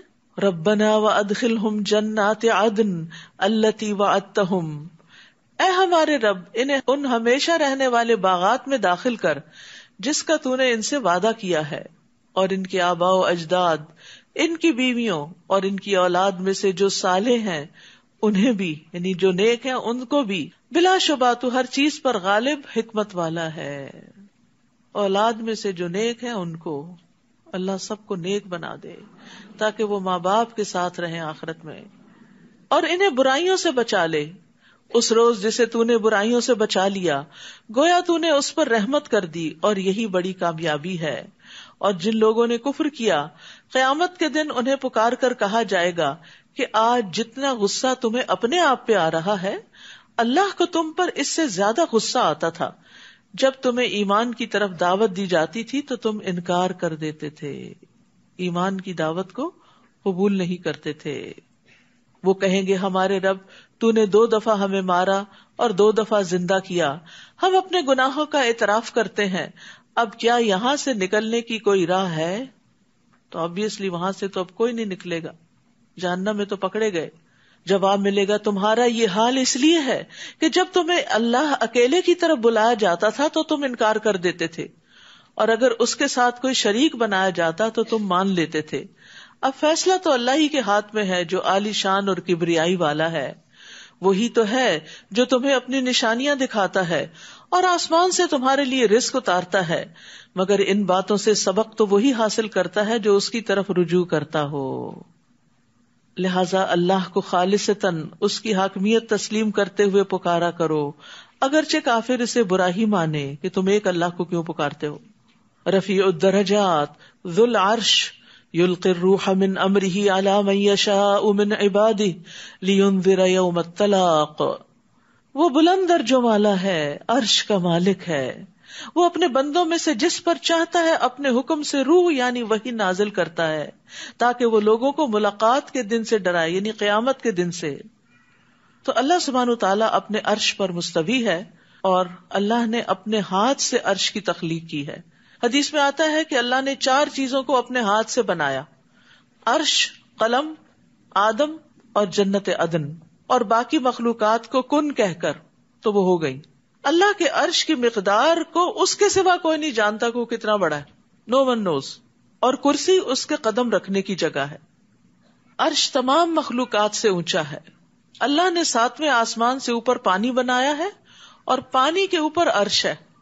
یعنی یہاں ہم ایک آسمان کو بس دیکھتے ہیں، اس کے اوپر ایک اور پھر اور پھر اور پھر اور پھر اور پھر اور، اس کے اوپر پانی، اس کے اوپر عرش ہے. جنت کے 100 درجے ہیں. نبی صلی اللہ علیہ وسلم نے فرمایا جنت میں 100 درجے ہیں، ہر 2 درجوں کے درمیان 100 سال کا فاصلہ ہے، جیسا کہ زمین اور آسمان کے درمیان. اور فردوس اس کا اعلیٰ ترین درجہ ہے، اس سے جنت کی 4 نہریں نکلتی ہیں، اس کے اوپر عرش ہے، یعنی فردوس سے بھی ابو. جب بھی تم اللہ سے سوال کرو تو اس سے جنت الفردوس کا سوال کرو. میں سوچتی ہوں حضرت آسیہ کتنی عقل مند تھی، انہوں نے دعا کی رب ابنی لی عندک بیتا فی الجنہ. اپنے پاس قرب چاہیے تھا نا رب کا، حالانکہ دنیا میں اس کو کون سی نعمت تھی جو نہ ملی ہوئی ہوگی. وہ فرعون کی بیوی تھی، لیکن اس کی چاہت دنیا نہیں تھی، اس کی چاہت جنت تھی، اور جنت کا بھی اعلیٰ ترین درجہ. ابو ہریرہ کہتے ہیں کہ نبی صلی اللہ علیہ وسلم نے فرمایا بس جب تم اللہ سے سوال کرو تو فردوس کا سوال کرو، کیونکہ وہ جنت کا بہترین اور بلند ترین حصہ ہے. اس کے اوپر رحمان کا عرش ہے، اور اسی سے جنت کی نہریں نکلتی ہیں. تو یاد رکھیے عرش بہت بلند ہے، اور رب اس سے بھی بلند ہے. اور عرش کے اوپر ایک کتاب بھی ہے، کون سی؟ لوح محفوظ. تو جب ہم اللہ کے بارے میں سوچے نا تو اس طرح سوچا کرے کہ اتنا بلند، اتنا بلند، اتنا اتنا اتنا اتنا، یعنی کہ امیجنیشن میں بھی بلندی لایا کرے. پھر آپ کے دل میں ایک ہیبت بھی آئے گی، پھر آپ اس کے آگے جب جھکیں گے تو واقعی جھک جائیں گے. لیکن ہم عام طور پر اللہ تعالیٰ کے بارے میں ایسے باتیں کر رہے تھے جیسے کسی دوست کے بارے میں، بس ایسے ہی کیئر لیس باتیں. ایسے نہیں کر سکتے. وَهُوَ الْعَلِيُّ الْعَظِيمُ، وہ بلند ہے، بہت عظمت والا ہے. عرش پر بلند اس اعتبار سے بھی، اور عظمت والا یعنی اس کی شان بڑی عظمت والی ہے. جس دن سب لوگ کھلے میدان میں ہوں گے اور ان کی کوئی بات بھی اللہ سے چھپی نہ رہے گی، اور پوچھا جائے گا آج حکومت کس کی ہے؟ پھر خود ہی فرمائے گا اللہ اکیلے کی جو سب پر غالب ہے. آج ہر شخص کو اسی کا بدلہ دیا جائے گا جو اس نے کمایا ہوگا. بار بار یہی بات کی جا رہی, جو کر کے آؤ گے وہی ملے گا. ہم میں سے ہر ایک سوچے کر کیا رہے ہیں. کسی پر آج ظلم نہیں ہوگا. بلا شبہ اللہ جلد حساب لینے والا ہے. حدیث میں آتا ہے, نبی صلی اللہ علیہ وسلم نے فرمایا, اللہ تعالیٰ فرماتے ہیں, اے میرے بندو, یہ تمہارے اعمال ہیں جنہیں میں تمہارے لیے شمار کر رہا ہوں, پھر میں تمہیں ان کا پورا پورا بدلہ دوں گا. تو جو آدمی بہتر پائے وہ اللہ کا شکر ادا کرے, اور جو بہتر بدلہ نہ پائے وہ اپنے آپ کو ملامت کرے, کیونکہ اللہ نے ظلم نہیں کیا. تم لائے نہیں کچھ کر کے تو پھر ملے کیا. اور اے نبی, انہیں قریب آ پہنچنے والے دن سے ڈرائیے جب غم کے مارے کلیجے منہ کو آ رہے ہوں گے. اس دن ظالموں کا نہ کوئی حمایتی ہوگا اور نہ ایسا سفارشی کہ جس کی بات مانی جائے. یعلم خائنۃ الاعین وما تخفی الصدور, اللہ تعالیٰ نگاہوں کی خیانت کو بھی جانتا ہے اور ان مخفی باتوں کو جو سینوں نے چھپا رکھی, دل کے اندر چھپی ہوئی باتیں, برے خیالات, ان کو بھی جانتا ہے. یہاں اللہ تعالیٰ کے علم کے بارے میں خبر دی جا رہی ہے کہ اس کا علم کتنا کامل ہے. چاہے کوئی چیز چھوٹی ہو یا بڑی ہو, باریک ہو, لطیف ہو یا موٹی ہو, سب کچھ اس کو پتا ہے. یہ اس لیے بتایا جا رہا تاکہ لوگ ڈریں اور اللہ سے حیا کریں, اللہ کا تقوی اختیار کریں, اللہ کو اپنے اوپر نگران سمجھیں اور چھپ کر بھی برے کام نہ کریں. اور ایک اور بھی کہ انسان کسی حرام چیز پہ نظر نہ ڈالے اور چھپ چھپ کے حرام چیز کو نہ دیکھے کہ کوئی دیکھ تو نہیں رہا. ابن عباس کہتے ہیں اس آیت کی تفسیر میں, اس سے مراد وہ شخص ہے جو لوگوں کے ساتھ بیٹھا ہوتا ہے تو وہاں سے کوئی عورت گزرتی ہے تو وہ لوگوں سے چوری چھپے اس عورت کو دیکھتا ہے. بعض اوقات مردوں کی عادت ہوتی ہے نا کہ عورتوں کو تاکنا, گھورنا, تاڑنا, تو وہ جب دیکھتے ہیں کہ اور ہمیں دیکھ رہے ہیں تو لوگوں سے شرم کھا کے اپنی نگاہ جھکا لیتے ہیں. اور ابن عباس کہتے ہیں کہ اس سے مراد وہ مرد ہے جو عورت کو دیکھتا ہے اور جب اس کے ساتھی اس کو دیکھتے ہیں تو اپنی نگاہ جھکا لیتا ہے. پھر جب وہ دیکھتا ہے کہ لوگ بے خبر ہو گئے تو پھر نگاہ اٹھا کے وہ بری چیز دیکھتا ہے, اور جب لوگ اس کو دیکھتے ہیں تو دوبارہ نگاہیں جھکا لیتا ہے. اللہ عز و جل اس کو جانتا ہے کہ یہ بندہ چاہتا ہے کہ کاش وہ اس عورت کا کچھ اور بھی دیکھ سکے, یعنی وہ جو وما تخفی الصدور ہے, کہ اس کے دل کی خرابی بھی جانتا ہے. تو آپ دیکھیے کہ وہ ٹیکسٹنگ, وہ ٹیکسٹ میسجز, وہ ٹیلی فون کالز, وہ چھپی دوستیاں, چھپ کے کی ہوئی ملاقاتیں جو حرام درجے میں آتی ہیں, وہ کہاں اللہ سے چھپی ہو سکتی ہیں؟ اللہ سے کچھ بھی چھپا ہوا نہیں ہے. تو اس لیے انسان کے تقویٰ کا یہ تقاضا ہے کہ ایسی ساری چیزوں کو صرف اللہ کے ڈر سے چھوڑ دے, اور یہ اللہ کا ڈر ہی چھڑا سکتا ہے, باقی کوئی چیز نہیں.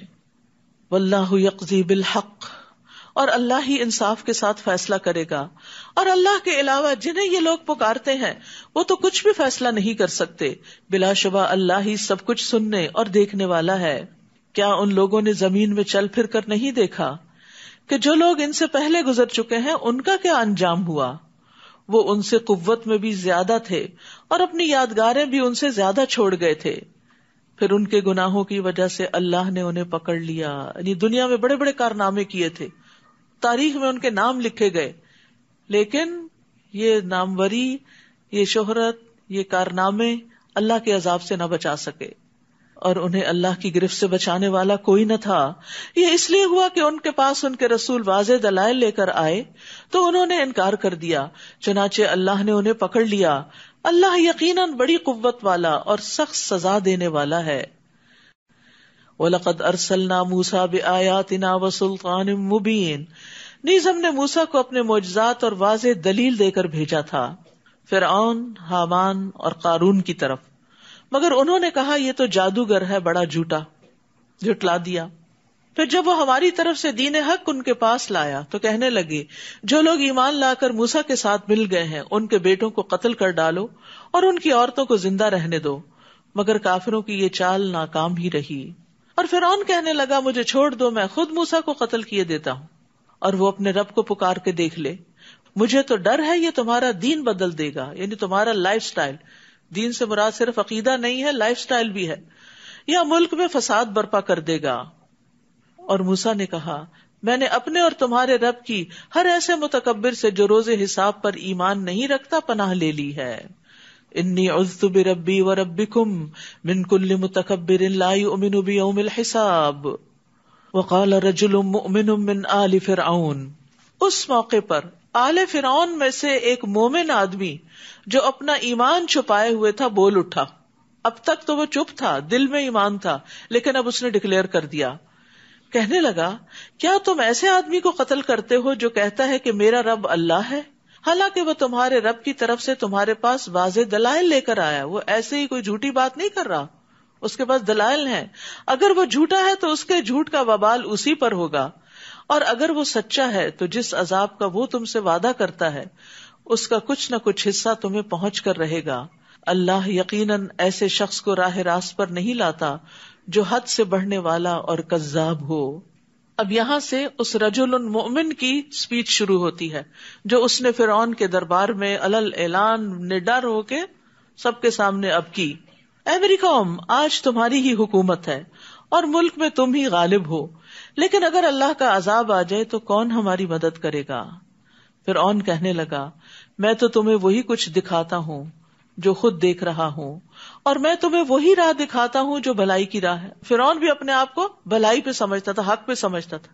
اس سے اندازہ لگائیں کہ انسان کو اس کا نفس کتنا دھوکہ دیتا ہے کہ وہ اپنے غلط کاموں کو بھی صحیح سمجھے. اسی بنا پر پھر قیامت کے دن جب اپوزٹ ریزلٹ سامنے آئیں گے تو انسان حق کا بکا رہ جائے گا. اور جو شخص ایمان لایا تھا وہ کہنے لگا, اے میری قوم, مجھے ڈر ہے کہ تم پر بھی ویسا ہی دن نہ آ جائے جیسا رسولوں کے مخالف جماعتوں پر آیا تھا, یعنی پچھلے رسولوں کی, جیسے قوم نوح, عاد, سمود اور ان کے بعد آنے والوں کی بری حالت ہوئی تھی. اور اللہ تو یہ نہیں چاہتا کہ اپنے بندوں پر ظلم کرے. اے میری قوم, میں تم پر آہو فغاں ایک دوسرے کو پکارنے کے دن کے آنے سے ڈرتا ہوں, جس دن تم پیٹ پھیر کر بھاگے پھرو گے مگر تمہیں اللہ سے کوئی بچانے والا نہ ہوگا, اور جسے اللہ گمراہ کرے اسے کوئی راہ پر لانے والا نہیں. اور اس سے پہلے یوسف تمہارے پاس واضح دلائل لے کر آئے تھے, مگر جو کچھ وہ لائے اس کے متعلق تم شک ہی میں پڑے رہے, یہاں تک کہ وہ فوت ہو گئے تو تم کہنے لگے کہ اس کے بعد اللہ ہرگز کوئی رسول نہ بھیجے گا. اسی طرح اللہ ایسے لوگوں کو گمراہ کر دیتا ہے جو حد سے بڑھنے والے اور شک کرنے والے ہوں. مرتاب, الذین یجادلون فی آیات اللہ, جو اللہ کی آیات میں جھگڑا کرتے ہیں, بغیر سلطان اتاہم, بغیر اس کے کہ ان کے پاس کوئی دلیل آئی ہو. یہ چیز اللہ اور مومنوں کے نزدیک بڑی بیزاری کی بات ہے. اسی طرح اللہ ہر تکبر کرنے والے سرکش کے دل پہ مہر لگا دیتا ہے. اور فرعون کہنے لگا, اے حامان, میرے لیے ایک بلند عمارت بناؤ تاکہ میں ان راستوں تک پہنچ سکوں جو آسمانوں کے راستے ہیں, پھر موسیٰ کے الہ کی طرف جھانک سکوں, اور میں اسے جھوٹا ہی خیال کرتا ہوں. اس زمانے میں راکٹس تو تھے نہیں, تو اس لیے بلند عمارت بنانے کا کہا. لیکن ایک عمارت زیادہ زیادہ بھی کتنی اونچی ہو سکتی, وہ آسمانوں تک تو انسان کو نہیں لے جا سکتی, لیکن پھر بھی اس کو کتنا مان تھا اپنی تعمیرات پر, اور کتنا فخر تھا اپنے ان سب چیزوں پر, اور کتنی ڈٹائی تھی حق کے انکار پر. اس طرح فرعون کی بدعملی اس کے لیے خوشنما بنا دی گئی اور وہ راہ راست سے روک دیا گیا, اور فرعون کی چال بازی میں اس کی اپنی ہی تباہی تھی. اور جو شخص ایمان لایا تھا وہ کہنے لگا, اے میری قوم, میری پیروی کرو تو میں تمہیں بھلائی کی راہ بتاؤں گا. اب اس نے فرعون کے مقابلے پر لوگوں کو حق بات کی تلقین کی. اے میری قوم, انما هذه الحیات الدنیا متاع, یہ دنیا کی زندگی تو بس چند روزہ ہے اور ہمیشہ کے قیام کا گھر آخرت ہی ہے. یہ دنیا کی زندگی تو چند دن کی ہے بس, اور اصل ٹھکانہ, اصل گھر تو وہاں ہے, آگے ہے. لیکن آپ دیکھیں کہ ہم ان دنیا کے گھروں میں اتنے مشغول اور اتنے محو ہو گئے ہیں, ان کو سجانے بنانے میں اتنے کمفرٹیبل ہو گئے ہیں کہ آخرت کے لیے کچھ کر نہیں پاتے. سوچتے رہتے کچھ کریں, لیکن یاد رکھیے اس کے لیے بھی اپنے آپ کو کہیں نہ کہیں باندھنا پڑتا ہے. کسی بھی اچھے کام کے ساتھ اپنے آپ کو باندھ لیجیے تاکہ اگر آپ ڈھیلے پڑنے لگے تو آپ کو کھینچ لے اور آپ اپنے رستے سے نہ ہٹیں. مثلاً آپ کسی قرآن کلاس سے بن جاتے ہیں, کسی کورس کے ساتھ بن جاتے ہیں, تو اس میں کیا ہوتا ہے, انسان تھکا ہو, ہارا ہو, کچھ ہو, پھر ہر حال میں اٹھتا ہی ہے, جاتا ہی ہے, کچھ نہ کچھ وہاں بیٹھ کے کرتا ہی ہے, کوئی نہ کوئی اچھی بات پلے لے کر آتا ہی ہے, اور پھر کچھ نہ کچھ نیکی کے رستے پہ سفر ہو ہی جاتا ہے. لیکن اگر انسان ان مجلسوں کو, ان علم کے ذخیروں کو چھوڑ دے تو پھر کیا ہوتا ہے, دنیا اپنے طرف اتنا کھینچتی ہے وہ جذب کر لیتی ہے اپنے اندر, پھر انسان دور سے دور ہی ہوتا چلا جاتا ہے. تو اس لیے بڑا ضروری ہے کہ آخرت کی تیاری، آخرت کے گھر کو یاد رکھنے کے لیے انسان اللہ کی کتاب سے جڑا ہی رہے. جو شخص برائی کرے گا اسے اتنا ہی بدلہ دیا جائے گا، یعنی جتنی اس نے برائی کی ہوگی، ایک کے بدلے ایک. اور جو نیک عمل کرے گا، خواہ وہ مرد ہو یا عورت، بشرطے کہ وہ مومن ہو. یہ اصل کرائیٹیریا ہے، نو جینڈر ڈسکریمنیشن. تو ایسے لوگ جنت میں داخل ہوں گے اور وہاں انہیں بلا حساب رزق دیا جائے گا، یعنی صرف مردوں کو نہیں، عورتوں کو بھی دیا جائے گا. اے میری قوم، کیا بات ہے کہ میں تو تمہیں نجات کی طرف بلاتا ہوں اور تم مجھے آگ کی طرف بلاتے ہو، یعنی فرعون کے راستے کی طرف بلاتے ہو. تم مجھے یہ دعوت دیتے ہو کہ میں اللہ سے کفر کروں اور ایسی چیزوں کو اس کا شریک بناؤں جن کے متعلق مجھے کچھ علم نہیں، حالانکہ میں تمہیں اس کی طرف بلاتا ہوں جو سب پر غالب ہے اور بخشنے والا ہے. اس بات میں کوئی شک نہیں کہ جس کی طرف تم مجھے دعوت دیتے ہو اسے پکارنے کا نہ دنیا میں کوئی فائدہ ہے اور نہ آخرت میں، اور یہ کہ ہماری واپسی اللہ کی طرف ہے اور بلا شبہ حد سے بڑھنے والے ہی آگ کے ساتھی ہیں. کتنی زبردست نصیحت ہے.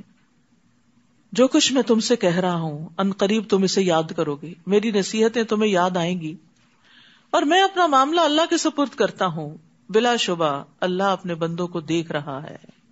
تو ہمیں بھی ہمیشہ اپنے معاملات اللہ کے سپرد کر دینے چاہیے.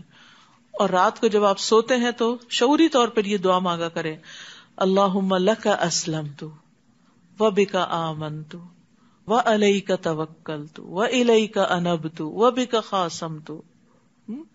آخر تک دعا ہے. پھر اسی طرح وہ دعا بھی جس میں آتا ہے کہ وفوضت امری الیک والجأت ظہری الیک، ٹوٹل ریلائنس تجھ پر ہے. ظاہر کہتے ہیں نا بیک کو میں نے تیری طرف لگا دیا، یعنی میں نے پوری ٹیک ادھر ہی لگا دی، پورا کا پورا بھروسہ تجھ پر ہی ہے اور اسی میں کمفرٹیبل ہوں. یعنی جب انسان کسی چیز کے ساتھ ٹیک لگا دیتا ہے نا تو پھر کیا ہوتا ہے، ریلیکس ہو جاتا ہے. تو اسی طرح انسان جب اپنے معاملات اللہ کے سپرد کر دیتا ہے تو ریلیکس ہو جاتا ہے. اب وہ کرے گا، میں نے جو کرنا تھا کر لیا، باقی اس کے ذمہ. فوقاہ اللہ السیئات ما مکروا، ان لوگوں نے جو چالیں اس مرد مومن کے خلاف چلی تھیں اللہ نے ان سے اسے بچا لیا. اتنی بڑی بات ہے، اتنے بڑے جابر بادشاہ کے دربار میں اتنی بڑی تبلیغ کرنا اور بچ جانا. اور آل فرعون خود ہی برے عذاب میں گھر گئے. برے عذاب میں، برا عذاب کون سا تھا؟ سمندر میں ڈوب کے مرے تھے. ڈوب کے مرنا جو ہے یہ بڑا تکلیف دہ مرنا ہے، کیونکہ ڈوبنے والے کی سانس جب بند ہو جاتی ہے تو دوبارہ سانس نہیں آتی، سانس آئے تو ساتھ پانی اندر چلا جاتا ہے. کبھی وہ پھر پانی پہ تیرتا ہے، کبھی ہوتا کھاتا ہے، کبھی موجوں کو دیکھتا ہے تو خوف زدہ ہوتا ہے، اور پھر اس کو اپنی ہلاکت کا پکا یقین ہوتا ہے کہ میں بچ نہیں سکتا. پھر زندہ ہو یا مردہ مچھلیاں کھا لیتی ہیں، سمندر کے جانور اس کو کھا لیتے ہیں. تو یعنی یہ بہت ہی اذیت والی موت ہے. تو دعا بھی کرنی چاہیے کہ اللہ تعالیٰ ہمیں ایسی موت سے بچائے. اللہم انی اعوذ بک من التردی والہدم والغرق والحریق واعوذ بک ان یتخبطنی الشیطان عند الموت. اے اللہ میں تیری پناہ چاہتا ہوں گر کر مرنے سے، ڈوب کر مرنے سے، جل کے مرنے سے، اور میں تیری پناہ چاہتا ہوں اس سے کہ شیطان مجھے موت کے وقت بدحواس کر دے اور مجھے کچھ سمجھ نہ آئے کہ کلمہ پڑھنا ہے کہ کیا کرنا ہے. یہ شیطان آخری وقت میں بھی نہیں چھوڑتا. تو وہ مرد مومن بچا لیا گیا اور آل فرعون کو ڈبو دیا گیا، غرق کر دیا گیا. النار یعرضون علیہا غدوا وعشیا ویوم تقوم الساعة ادخلوا آل فرعون اشد العذاب. وہ صبح و شام آگ پر پیش کیے جاتے ہیں. یہ کون سی جگہ ہے جہاں آگ ہوتی ہے؟ یہ برزخ ہے.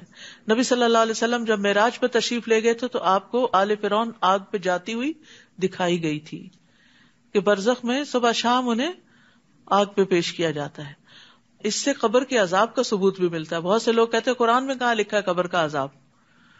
تو یہ آپ دیکھیے آگ پر پیش کیے جاتے ہیں اور قیامت ہوگی تو کہا جائے گا کہ آل فرعون کو شدید عذاب میں داخل کر دو. تو یہ قیامت سے پہلے کا عذاب ہے. وہ صبح شام آگ پہ پیش کیے جاتے ہیں اور جس دن قیامت قائم ہوگی تو حکم ہوگا آل فرعون کو سخت ترین عذاب میں داخل کر دو. تو قبر کی زندگی برحق ہے. وہ دنیا جیسی زندگی نہیں، وہ ایک الگ زندگی ہے، وہ برزخ کی زندگی ہے. اور اس میں بھی انسان کو صبح و شام اس کا جنت یا جہنم میں ٹھکانہ دکھایا جاتا ہے. جیسے آل فرعون صبح شام پیش کی جاتی نا. تو قبر کے اندر مردے کو اگر جنتی ہو تو جنت کا ٹھکانہ اور جہنمی ہو تو جہنم دکھائی جاتی ہے، اور کہا جاتا ہے یہ تیرا ٹھکانہ ہے یہاں تک کہ قیامت کے دن اللہ تجھے اٹھائے گا. تو قبر کے عذاب سے بھی ڈرنا چاہیے کیونکہ وہ پہلا مرحلہ ہے. دیکھیں ہم دنیا کی بیماریوں سے ڈرتے ہیں، ہسپتال جانے سے ڈرتے ہیں، یا اللہ کینسر نہ ہو، یا اللہ کوئی اور ایسی بیماری نہ ہو کہ ہم کسی مصیبت میں پھنس جائیں، اور ہمیں محتاج نہ کرنا. بڑھاپے سے ڈرتے ہیں، جب تک زندہ ہے زندگی میں پیش آنے والی ساری چیزوں سے ڈرتے ہیں. قتل سے ڈرتے ہیں، موت سے ڈرتے ہیں، اور وحشت والی چیزوں سے ڈرتے ہیں.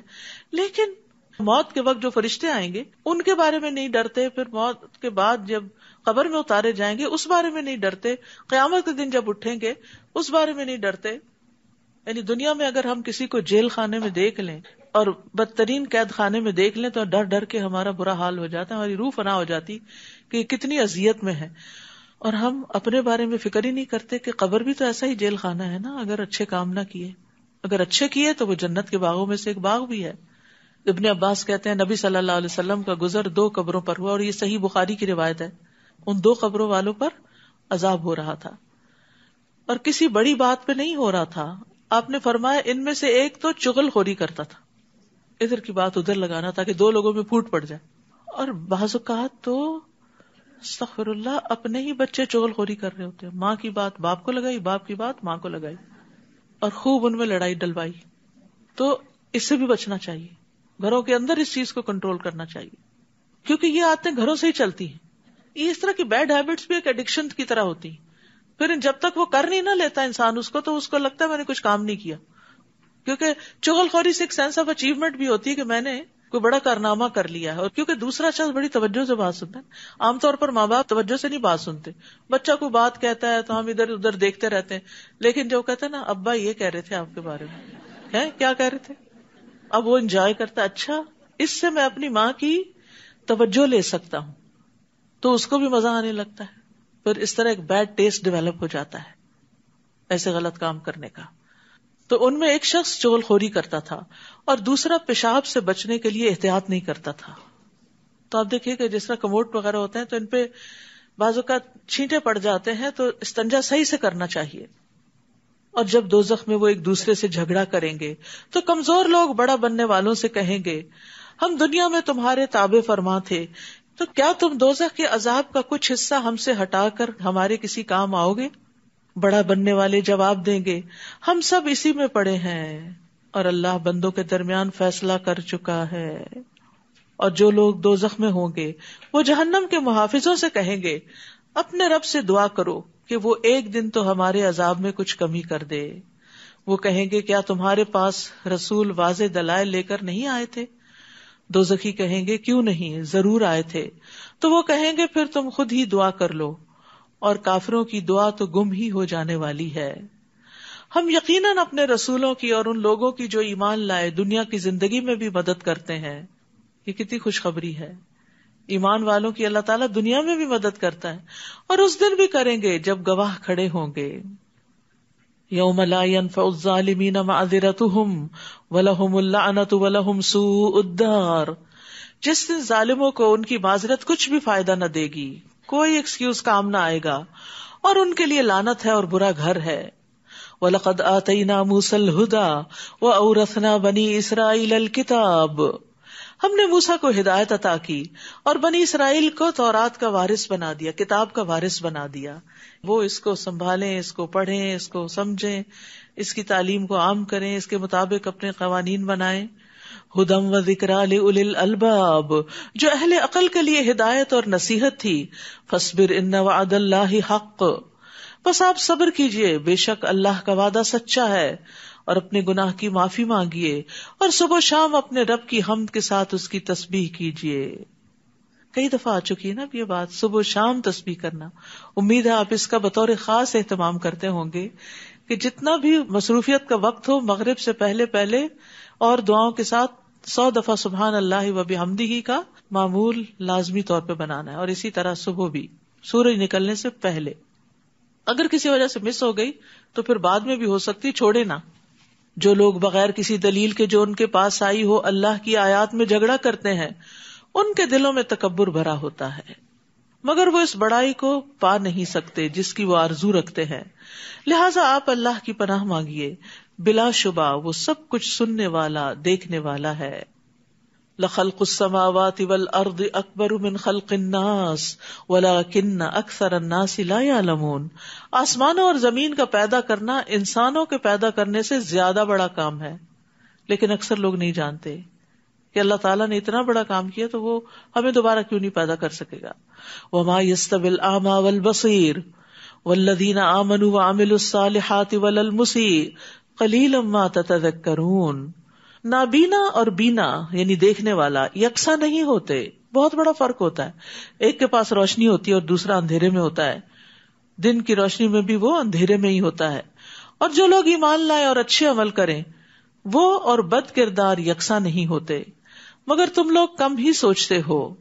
بلا شبہ قیامت آنے والی ہے جس میں کوئی شک نہیں، لیکن اکثر لوگ ایمان نہیں لاتے۔ قیامت آنے والی ہے یہ اس کی نشانیوں سے بھی پتہ چلتا ہے، کیونکہ قیامت بہرحال آنی تو ہے، لیکن نبی صلی اللہ علیہ وسلم نے اس کے آنے کی کچھ علامتیں بتائی تھی۔ آپ نے فرمایا بے شک قیامت کی علامات میں سے کہ انسان صرف اپنے جان پہچان کے آدمی کو سلام کرے گا، سب کو نہیں کرے گا۔ ایسا ہوتا نا، مجلس میں جاتے ہیں، کسی شادی پارٹی میں جاتے ہیں تو بعض اوقات نام لے کے سلام کر رہے ہوتے ہیں، بعض اوقات بس اسی خاص بندے سے جا کے ہاتھ ملاتے ہیں، گلے ملتے ہیں، اور باقی جو ٹیبل پہ بیٹھے ہیں ان کو پوچھتے بھی نہیں۔ تو یہ نہیں ہونا چاہیے، انسان سب کے ساتھ سلام دعا رکھے۔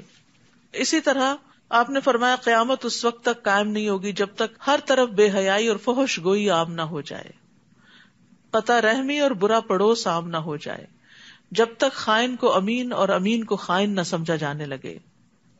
پھر اسی طرح آپ نے فرمایا قیامت اس وقت تک قائم نہ ہوگی جب تک فتنے ظاہر نہ ہوں گے، جھوٹ عام ہو جائے گا، منڈیاں قریب ہو جائیں گی، یعنی کاروباری مواقع زیادہ ہو جائیں گے، وقت جلدی گزرے گا، حرج زیادہ ہوگا۔ پوچھا گیا حرج کیا ہے؟ فرمایا قتل۔ پھر اسی طرح حقیر لوگوں کا منظر عام پر آنا، اور بے شمار نشانیاں ہیں، کچھ چھوٹی نشانیاں ہیں، کچھ بڑی نشانیاں ہیں، اس پر کتابیں بھی موجود ہیں، اور ان کو پڑھ کے انسان کو اپنے اندر سے بری باتیں نکال دینی چاہیے اور اچھی ڈال لینی چاہیے۔ وقال ربکم ادعونی استجب لکم ان الذین یستکبرون عن عبادتی سیدخلون جہنم داخرین۔ آپ کے رب نے فرمایا ہے مجھے پکارو میں تمہاری دعا قبول کروں گا، جو لوگ میری عبادت سے تکبر کرتے ہیں ان قریب ذلیل و خوار ہو کر جہنم میں داخل ہوں گے۔ یاد رکھیے دعا عبادت ہے، اللہ سے نہ مانگنے والے سے اللہ ناراض ہوتا ہے، دعا لازم ہے۔ نبی صلی اللہ علیہ وسلم نے فرمایا بے شک دعا فائدہ دیتی ہے، اس کے بارے میں بھی جو کچھ نازل ہو چکا، یعنی جو مصیبت آ چکی، اور اس کے بارے میں بھی جو نہیں اترا، بس اللہ کے بندو تم پر دعا کرنا لازم ہے۔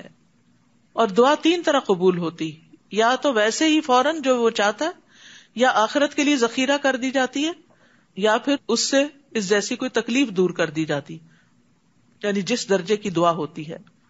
صحابہ نے عرض کیا اس طرح تو پھر ہم بہت زیادہ دعائیں کریں گے۔ آپ نے فرمایا اللہ اس سے بھی زیادہ کثرت والا ہے، یعنی وہ زیادہ دے سکتا ہے۔ لیکن یہ دیکھیں نا کہ جب انسان بندوں سے مانگتا ہے تو بندے تنگ ہو جاتے ہیں، اور آپ نے دیکھا ہوگا کہ اگر کسی بندے کے بارے میں یہ پتا ہو کہ جب فون کرتا ہے کچھ مانگنے کے لیے کرتا ہے تو آپ اس کا نام دیکھتے ہی گھبرا جاتے کہ اب پھر پتہ نہیں کیا مانگے گا۔ اللہ ایسا نہیں ہے، اللہ تعالیٰ خوش ہوتا ہے، جتنی دفعہ کوئی مانگے اور خوش ہوتا ہے۔ اللہ وہ ذات ہے جس نے تمہارے لیے رات بنائی تاکہ تم اس میں آرام کر سکو اور دن کو روشن بنا دیا۔ اللہ تو یقیناً لوگوں پر بڑا صاحب فضل ہے، لیکن اکثر لوگ شکر ادا نہیں کرتے، لوگوں کی اکثریت ناشکری ہے۔ یہ ہے تمہارا رب ہر چیز کو پیدا کرنے والا، اس کے سوا کوئی الہ نہیں، پھر تم کہاں سے بہکائے جاتے ہو۔ اسی طرح وہ لوگ بہکائے جاتے رہے ہیں جو اللہ کی آیات کا انکار کرتے تھے۔ اللہ ہی ہے جس نے تمہارے لیے زمین کو جائے قرار اور آسمان کو چھت بنایا، اور تمہاری صورتیں بنائی تو نہایت عمدہ صورتیں بنائی، اور تمہیں پاکیزہ چیزوں کا رزق دیا۔ ان صفات کا مالک ہے تمہارا رب جو بڑا برکت والا اور تمام جہانوں کا رب ہے۔ وہی زندہ ہے جسے موت نہیں، اس کے سوا کوئی الہ نہیں، لہذا تم خالص اسی کی حاکمیت تسلیم کرتے ہوئے اسے پکارا کرو۔ ہر طرح کی تعریف اللہ رب العالمین ہی کے لیے ہے۔ آپ ان سے کہیے کہ مجھے منع کیا گیا ہے کہ میں ان کی عبادت کروں جنہیں تم اللہ کو چھوڑ کر پکارتے ہو، جبکہ میرے رب کی طرف سے میرے پاس واضح دلائل بھی آ چکے ہیں، اور مجھے حکم ملا ہے کہ میں اللہ رب العالمین کا فرما بردار بن کے رہوں۔ هو الذی خلقکم من تراب، وہی ہے جس نے تمہیں مٹی سے، پھر نطفے سے، پھر لوتھڑے سے پیدا کیا، پھر تمہیں بچے کی شکل میں ماں کے پیٹ سے نکالتا ہے، پھر انہیں بڑھاتا ہے تاکہ تم اپنی پوری طاقت کو پہنچ جاؤ، پھر اور بڑھاتا ہے تاکہ تم بڑھاپے کو پہنچو، پھر تم میں سے کسی کو پہلے ہی وفات دے دی جاتی ہے تاکہ تم اس مدت کو پہنچو جو تمہارے لیے مقرر ہے۔ یہ سب کچھ اس لیے ہے تاکہ تم عقل سے کام لو۔ وہی تو ہے جو تمہیں زندہ کرتا اور مارتا ہے، پھر جب وہ کسی کام کا فیصلہ کر لیتا ہے تو بس اتنا ہی کہتا ہے کہ ہو جا، تو وہ ہو جاتا ہے۔ کن فیکون، یہ ہے اس کی طاقت۔ یہ طاقت اس کے سوا ہے کسی میں؟ آپ نے ان لوگوں کو نہیں دیکھا جو اللہ کی آیات میں جھگڑے کرتے ہیں؟ وہ کہاں سے پھیرے جاتے ہیں؟ ان لوگوں نے اس کتاب یعنی قرآن کو بھی جھٹلایا اور ان کتابوں کو بھی جو ہم نے رسولوں کو دے کر بھیجی تھی۔ ان قریب انہیں معلوم ہو جائے گا جب ان کی گردنوں میں توق پڑے ہوئے ہوں گے اور ایسی زنجیریں جن سے پکڑ کر وہ کھولتے ہوئے پانی میں گھسیٹے جائیں گے۔ حسن بن ابی حسن کہتے ہیں کہ یہ زنجیریں جہنمیوں کی گردنوں میں اس لیے نہیں ڈالی گئی کہ انہوں نے رب کو عاجز کر دیا تھا اور ان کو پھر پکڑ لیا گیا، بلکہ اس لیے کہ جب شعلے ان کو اوپر لے جائیں گے تو زنجیریں ان کو نیچے گرا دیں گی، یعنی وزنی ہو جائیں گے اس کی وجہ سے۔ پھر دوزخ میں جھونک دیے جائیں گے، یعنی ان لوگوں کے ساتھ آگ کو بھڑکایا جائے گا، تہکایا جائے گا۔ اور کلما خبت زدناہم سعیرا، جب بھی وہ آگ بجھنے لگے گی تو ہم اس کو ان پر اور بھڑکا دیں گے۔ حدیث میں آتا ہے کہ ایک جہنمی کا سانس 1,00,000 سے زیادہ لوگوں کو جلا سکتا ہے، اتنی شدید آگ ہوگی جہنم کی، اللہ ہم سب کو بچا لے۔ پھر ان سے پوچھا جائے گا کہاں ہے وہ جنہیں تم اللہ کے سوا شریک بنایا کرتے تھے؟ وہ کہیں گے وہ ہماری یاد سے گم ہو چکے، بلکہ ہم تو اس سے پہلے کسی چیز کو بھی نہیں پکارتے تھے۔ جھوٹ بولیں گے۔ اللہ اسی طرح کافروں کو گمراہ کرتا ہے۔ پھر انہیں کہا جائے گا کہ تمہارا یہ انجام اس وجہ سے ہے کہ تم زمین میں حق کے بغیر خوش ہوتے تھے اور اکڑ کر چلتے تھے۔ اب دوزخ کے دروازوں میں سے داخل ہو جاؤ، تم اس میں ہمیشہ رہو گے۔ تکبر کرنے والوں کا کیسا برا ٹھکانہ ہے۔ بس اے نبی آپ صبر کیجئے، اللہ کا وعدہ سچا ہے۔ ہم نے جس عذاب کا ان سے وعدہ کیا ہے، ہو سکتا ہے کہ اس کا کچھ حصہ ہم آپ کو آپ کی زندگی میں ہی دکھا دیں، یا آپ کو اٹھا لیں اور انہیں بعد میں عذاب دیں۔ آخر کار انہیں ہماری ہی طرف لوٹ کر آنا ہے۔ آپ سے پہلے ہم کئی رسول بھیج چکے ہیں، ان میں سے کچھ تو ایسے ہیں جن کا حال ہم نے آپ سے بیان کر دیا ہے، اور کچھ ایسے ہیں جن کا حال بیان نہیں کیا۔ اور کسی رسول میں یہ طاقت نہ تھی کہ وہ اللہ کے اذن کے بغیر کوئی معجزہ خود لا سکتا۔ پھر جب اللہ کا حکم آ گیا تو انصاف کے مطابق فیصلہ کر دیا گیا، اور اس وقت اہل باطل ہی خسارے میں رہے۔ اللہ ہی تو ہے جس نے تمہارے لیے مویشی پیدا کیے، ان میں بعض پر تم سوار ہوتے ہو اور بعض کا گوشت کھاتے ہو، نیز تمہارے لیے ان میں اور بھی کئی فائدے ہیں، اور جہاں جانے کی ضرورت تمہارے دل میں آئے ان پہ سوار ہو کر پہنچ جاتے ہو، نیز ان پر اور کشتیوں پر تم سوار کیے جاتے ہو۔ یعنی اللہ نے تمہاری سواریوں کا کیسا کیسا بندوبست کر رکھا ہے۔ اللہ تمہیں اپنی نشانیاں دکھا رہا ہے، پھر تم اس کی کن کن نشانیوں کا انکار کرو گے؟ کیا ان لوگوں نے زمین میں چل پھر کر نہیں دیکھا کہ جو لوگ ان سے پہلے گزر چکے ہیں ان کا کیا انجام ہوا؟ وہ تعداد میں ان سے زیادہ، قوت میں ان سے سخت، اور زمین میں اپنے آثار چھوڑنے میں ان سے بڑھ کر تھے، مگر جو کام وہ کر رہے تھے یہ سب چیزیں ان کے کچھ کام نہ آ سکیں۔ پھر جب ان کے رسول ان کے پاس واضح دلائل لے کر آئے تو جو علم ان کے پاس تھا وہ اسی میں مگن رہے۔ اللہ اکبر۔ آج بھی تو یہی حال ہے نا۔ قرآن ہے، قرآن کی تعلیم کا انتظام بھی ہے، لیکن اکثر لوگ خود مسلمان بھی اسی علم میں مگن ہے جو دنیا کا ہے، کیونکہ دنیا کے فائدے چاہیے نا، اور قرآن کو بس پش ڈال رکھا ہے بعد میں صحیح۔ تو میں سمجھتی ہوں کہ ہر انسان کو اپنی زندگی میں جب بھی موقع ملے، جتنی جلدی ملے، قرآن کو باقاعدہ سیکھنا چاہیے، سمجھ کر پڑھنے کے لیے۔ اس کی تجوید بھی سیکھے، اس کو صحیح پڑھنا بھی آنا چاہیے۔ پڑھنا آئے گا تو پھر اس کے بعد ہی آپ کو سمجھ بھی آئے گا، لیکن سمجھنا اور اس کے اندر مشغول رہنا یہ بڑا ضروری ہے کہ کہیں یہ ہمارے خلاف حجت نہ بنے، اے رب میری اس قوم نے قرآن کو چھوڑ دیا تھا، ایسا نہ ہو۔ اور جس عذاب کا وہ مذاق اڑاتے تھے اسی نے انہیں آ گھیرا. تو آپ دیکھیے کہ بچوں کے لیے بھی ویکینڈ پہ سیٹرڈے کا پروگرام ہوتا ہے. آج کل 29 جز چل رہا ہے اور اس کے بعد انشاءاللہ سپٹمبر سے پھر نئی کلاسز شروع ہوں گی. فلائر موجود ہے, سب لے کر جائیں, دیکھیں اور پیار سے چھوٹی عمر میں ہی بچوں کو پکڑ لیں. جو بڑے ہوتے ہیں پھر اپنی منمانی کرتے ہیں اور ہاتھوں سے نکلتے جاتے ہیں. اور صرف ان کو پڑھانا کافی نہیں, آپ کا اپنا کسی نہ کسی طرح پڑھتے رہنا, قرآن میں مشغول رہنا بے حد ضروری ہے. اس کی وجہ یہ ہے کہ بچے بہت کچھ آپ سے سیکھتے ہیں. کل میرے بچے نے مجھے کہا, مجھے بڑی حیرت تھی, کہنے لگا آپ میرے لیے کتاب کی طرح ہیں کہ جس سے روز میں کچھ پڑھتا ہوں. یعنی آپ روز مجھے کچھ نہ کچھ سکھاتی ہیں, اور وہ سکھانا کوئی فارمل نہیں ہوتا کہ ہم یعنی باقاعدہ کچھ ٹیچ ہی کریں, وہ بھی کرنا چاہیے, لیکن بچہ ایک بات کرتا ہے تو آپ اس بات کے جواب میں جو بات کہتے ہیں وہ کیا ہوتا ہے, یا اس کی اصلاح ہوتی ہے, یا اس کے علم میں اضافہ ہوتا ہے, یا وہ کوئی نئی بات آپ سے سیکھتا ہے. تو یہ ہر ماں کا فرض ہے کہ وہ اپنے بچوں کو صرف کھانا پرووائڈ نہ کرے کہ ان کو اسپون فیڈنگ کرتی رہے, وہ ان کو علم کی روحانی غذا بھی دے اور آسان طریقے سے دے. اور یہ جب ہی آپ دے سکتے ہیں کہ جب آپ خود بھی پڑھے لکھیں. اس لیے انشاءاللہ رمضان کے بعد جو کورسز شروع ہو رہے ہیں, انگلش تعلیم القرآن, اردو تعلیم القرآن, ویکینڈ پروگرام, ان سب کے اندر آپ دیکھیے کہ کون کون سے کورسز ہیں جو آپ کو سوٹ کرتے ہیں اور کہاں آپ اپنا وقت نکال سکتے ہیں, یا دور ہے تو کہیں اور جہاں آپ کو میسر ہے. یا پھر یہ کہ الہدا نے ایک ایپ بنائی ہے, ابھی اینڈرائڈ پر دستیاب ہے, جلد ہی آئی فون پر بھی ہوگی, ای لرننگ ایپ ہے, ویب سائٹ بھی اس کی موجود ہے. اس میں جا کے آپ خود اپنے آپ کو رجسٹر کر سکتے ہیں, آپ کو لیسن ملیں گے, پھر آپ ایگزام دے سکیں گے, پھر آپ کو ریزلٹ ملے گا, پھر اینڈ پہ سرٹیفکیٹ بھی ملے گا.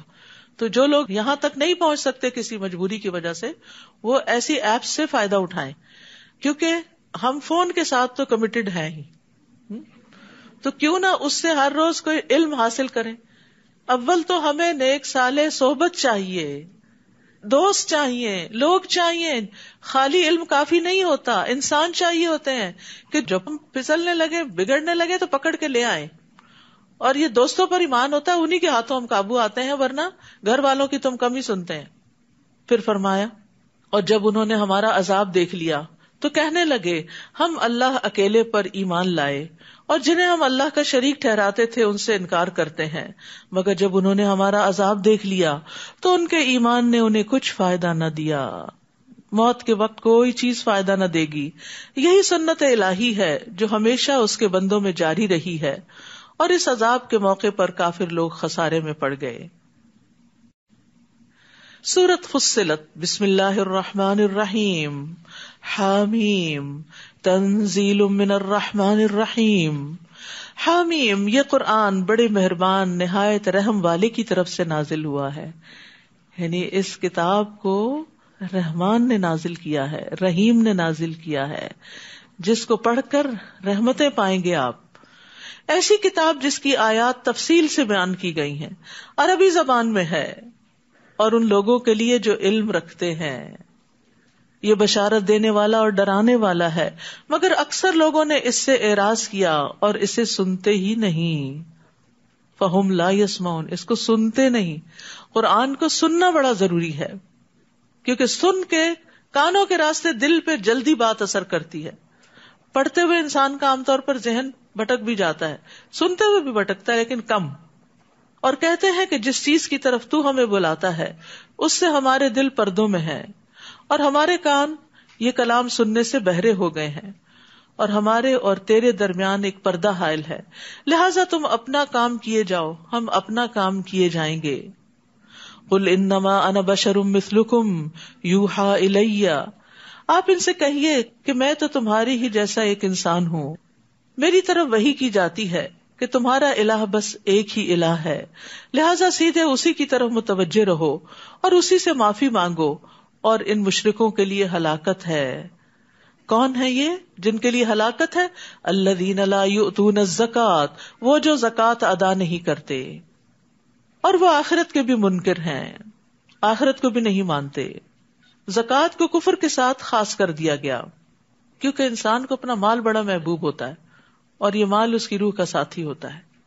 تو جب اسے اللہ کے راستے میں خرچ کرتا ہے تو ثابت قدمی حاصل ہوتی ہے, اور اس کا دل چمک اٹھتا ہے, اور جب خرچ نہیں کرتا تو اس کے دل پہ اندھیرا چھاتا ہے, اور یہ کفر سے قریب ہوتا ہے.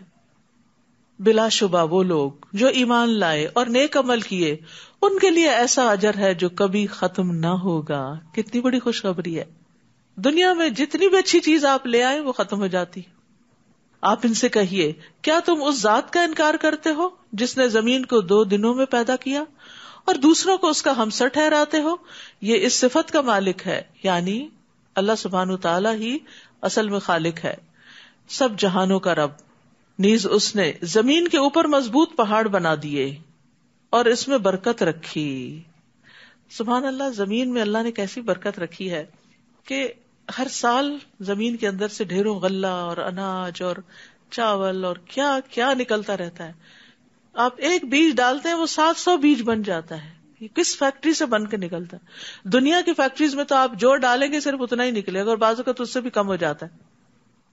تو یہ زمین میں اللہ نے برکتیں رکھی ہیں. اور اس کے علاوہ بھی جو انسانوں کی ضروریات ہیں، گیس، تیل وغیرہ، وہ سب چیزیں بھی وقت کے ساتھ ساتھ ڈسکور ہوتی چلی جا رہی ہیں اور انسان ان سے فائدہ اٹھا رہا ہے. اور ٹھیک اندازے سے 4 دنوں میں اس میں غذائیں رکھی. یہ سب حاجت مندوں کے لیے یکساں ہے.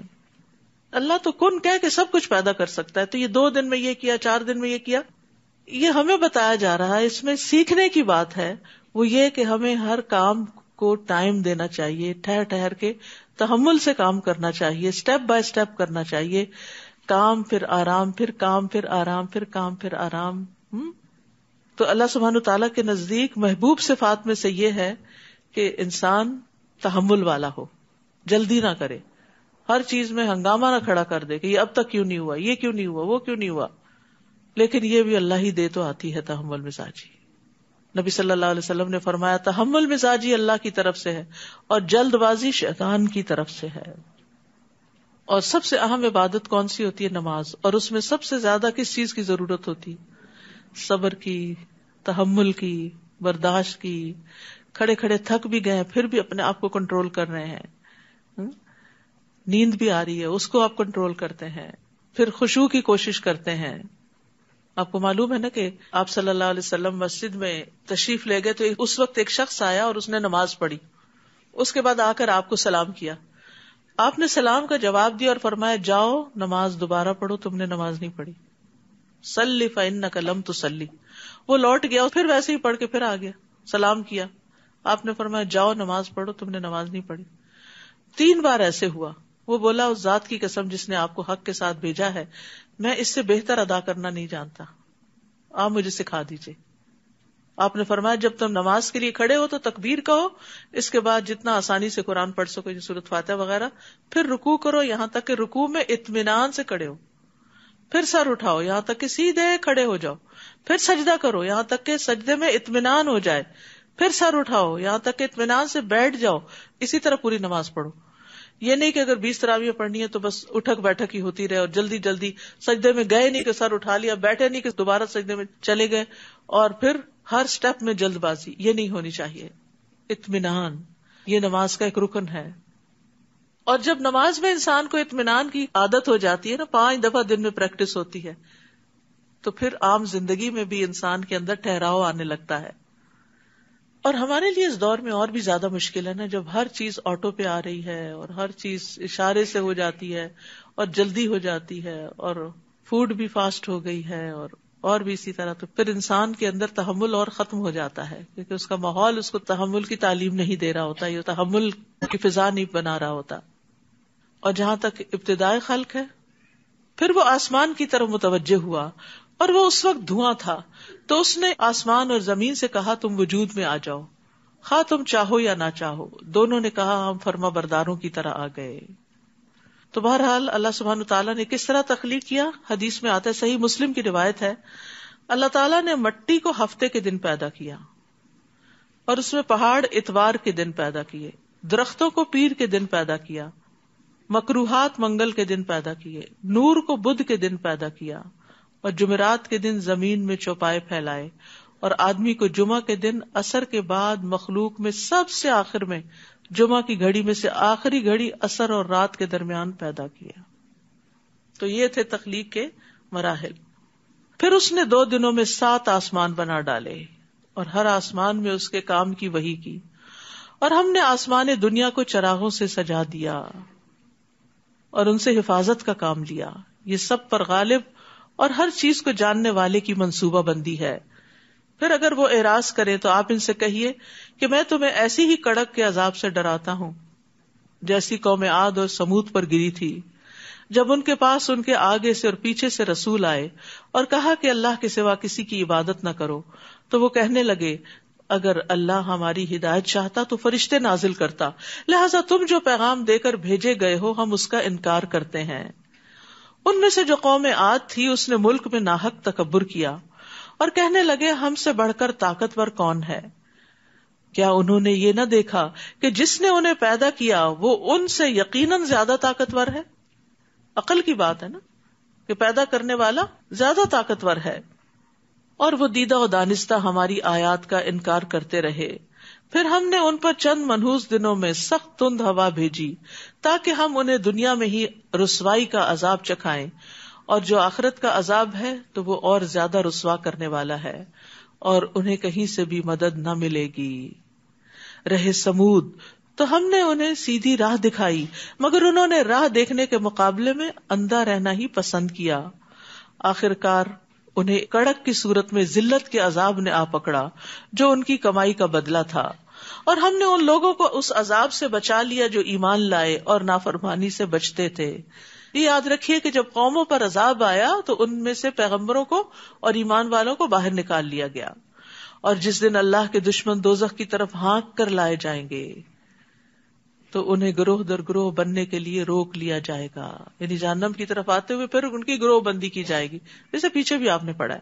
یہاں تک کہ جب دوزخ کے قریب آ پہنچیں گے تو ان کے کان، ان کی آنکھیں اور ان کی کھالیں ان کے خلاف گواہی دیں گے جو عمل وہ کیا کرتے تھے.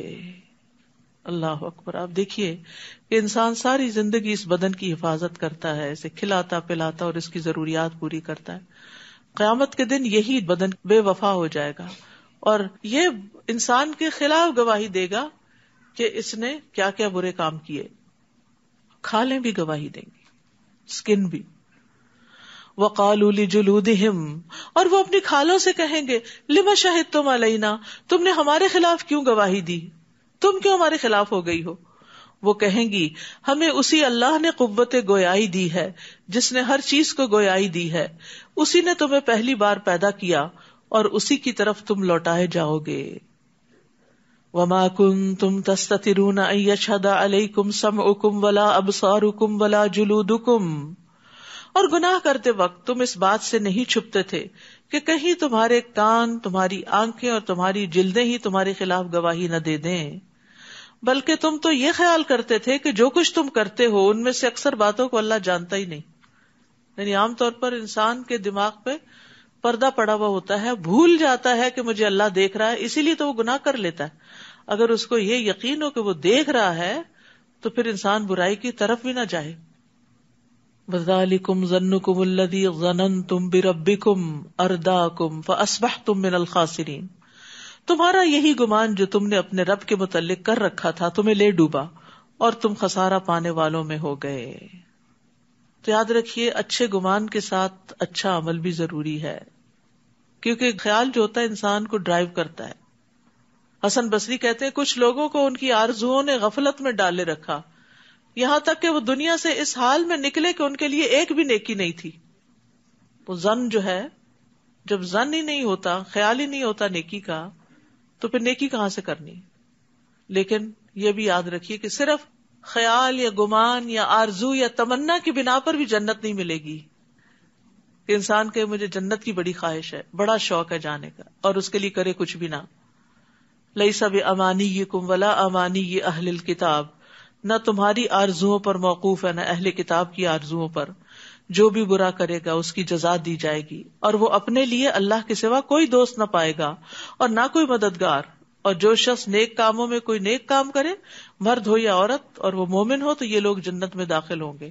کھجور کی گٹلی کے نقطے کے برابر بھی ان پر ظلم نہ کیا جائے گا. تو اس سے پتہ یہ چلتا ہے کہ جنت میں جانے کے لیے عمل چاہیے، اور وہ برے اعمال سے زیادہ ہونے چاہیے. باقی اللہ کی رحمت ہے جو شامل ہوگی تو پھر انسان اندر جائے گا.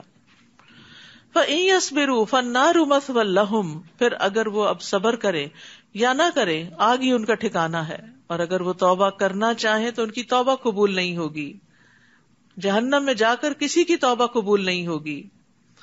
اور ہم نے ان پر کچھ ایسے ہم نشین مسلط کر دیے جو آگے سے اور پیچھے سے ان کے سارے کام خوشنما کر کے دکھاتے تھے۔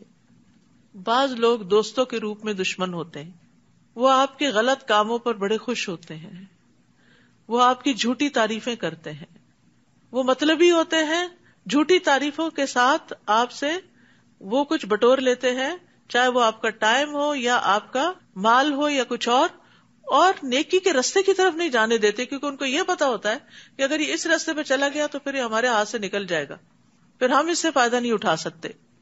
تو برے ہم نشین کون ہوتے ہیں؟ جو ہماری برائیوں کو ہمیں نہیں دکھاتے بلکہ ان کو خوشنما بنا کے دکھاتے ہیں، جھوٹی تعریفیں کرتے ہیں، خوشامد کرتے ہیں، چاپلوسی کرتے ہیں۔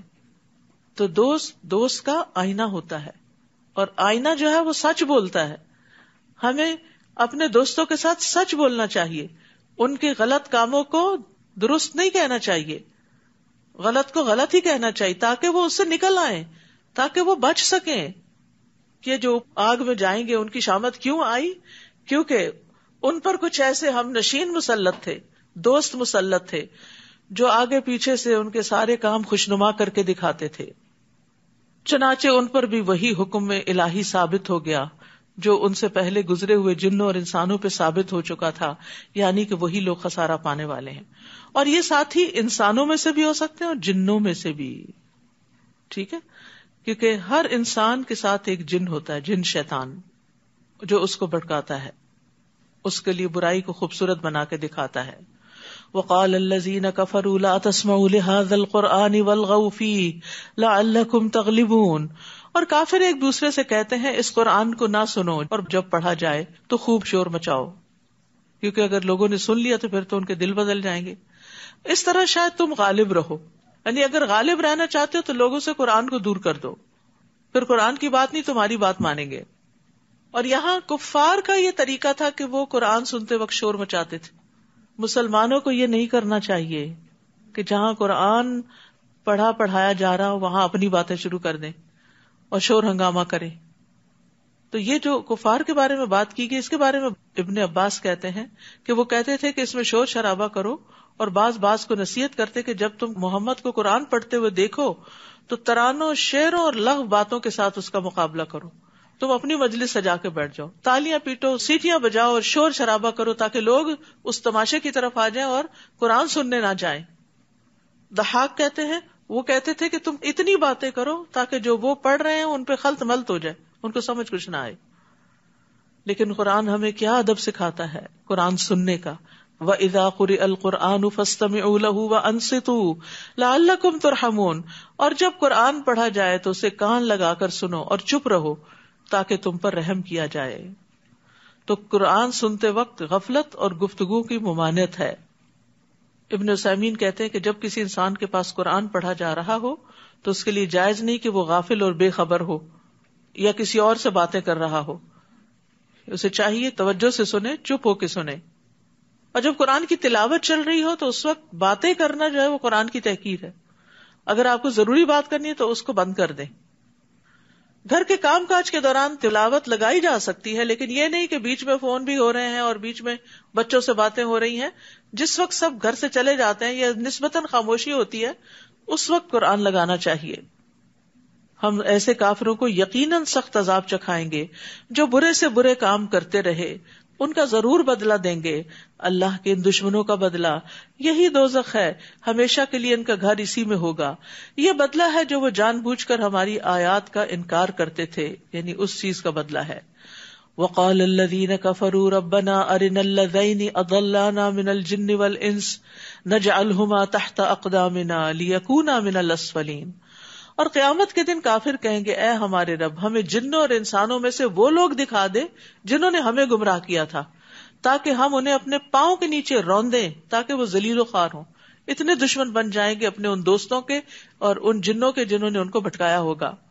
ان الذین قالوا ربنا اللہ ثم استقاموا، جن لوگوں نے کہا کہ اللہ ہمارا رب ہے پھر اس پہ جم گئے، تتنزل علیہم الملائکہ، فرشتے ان پہ نازل ہوتے ہیں، اللہ تخافوا ولا تحزنوا، کہ نہ خوف کھاؤ نہ غم کھاؤ.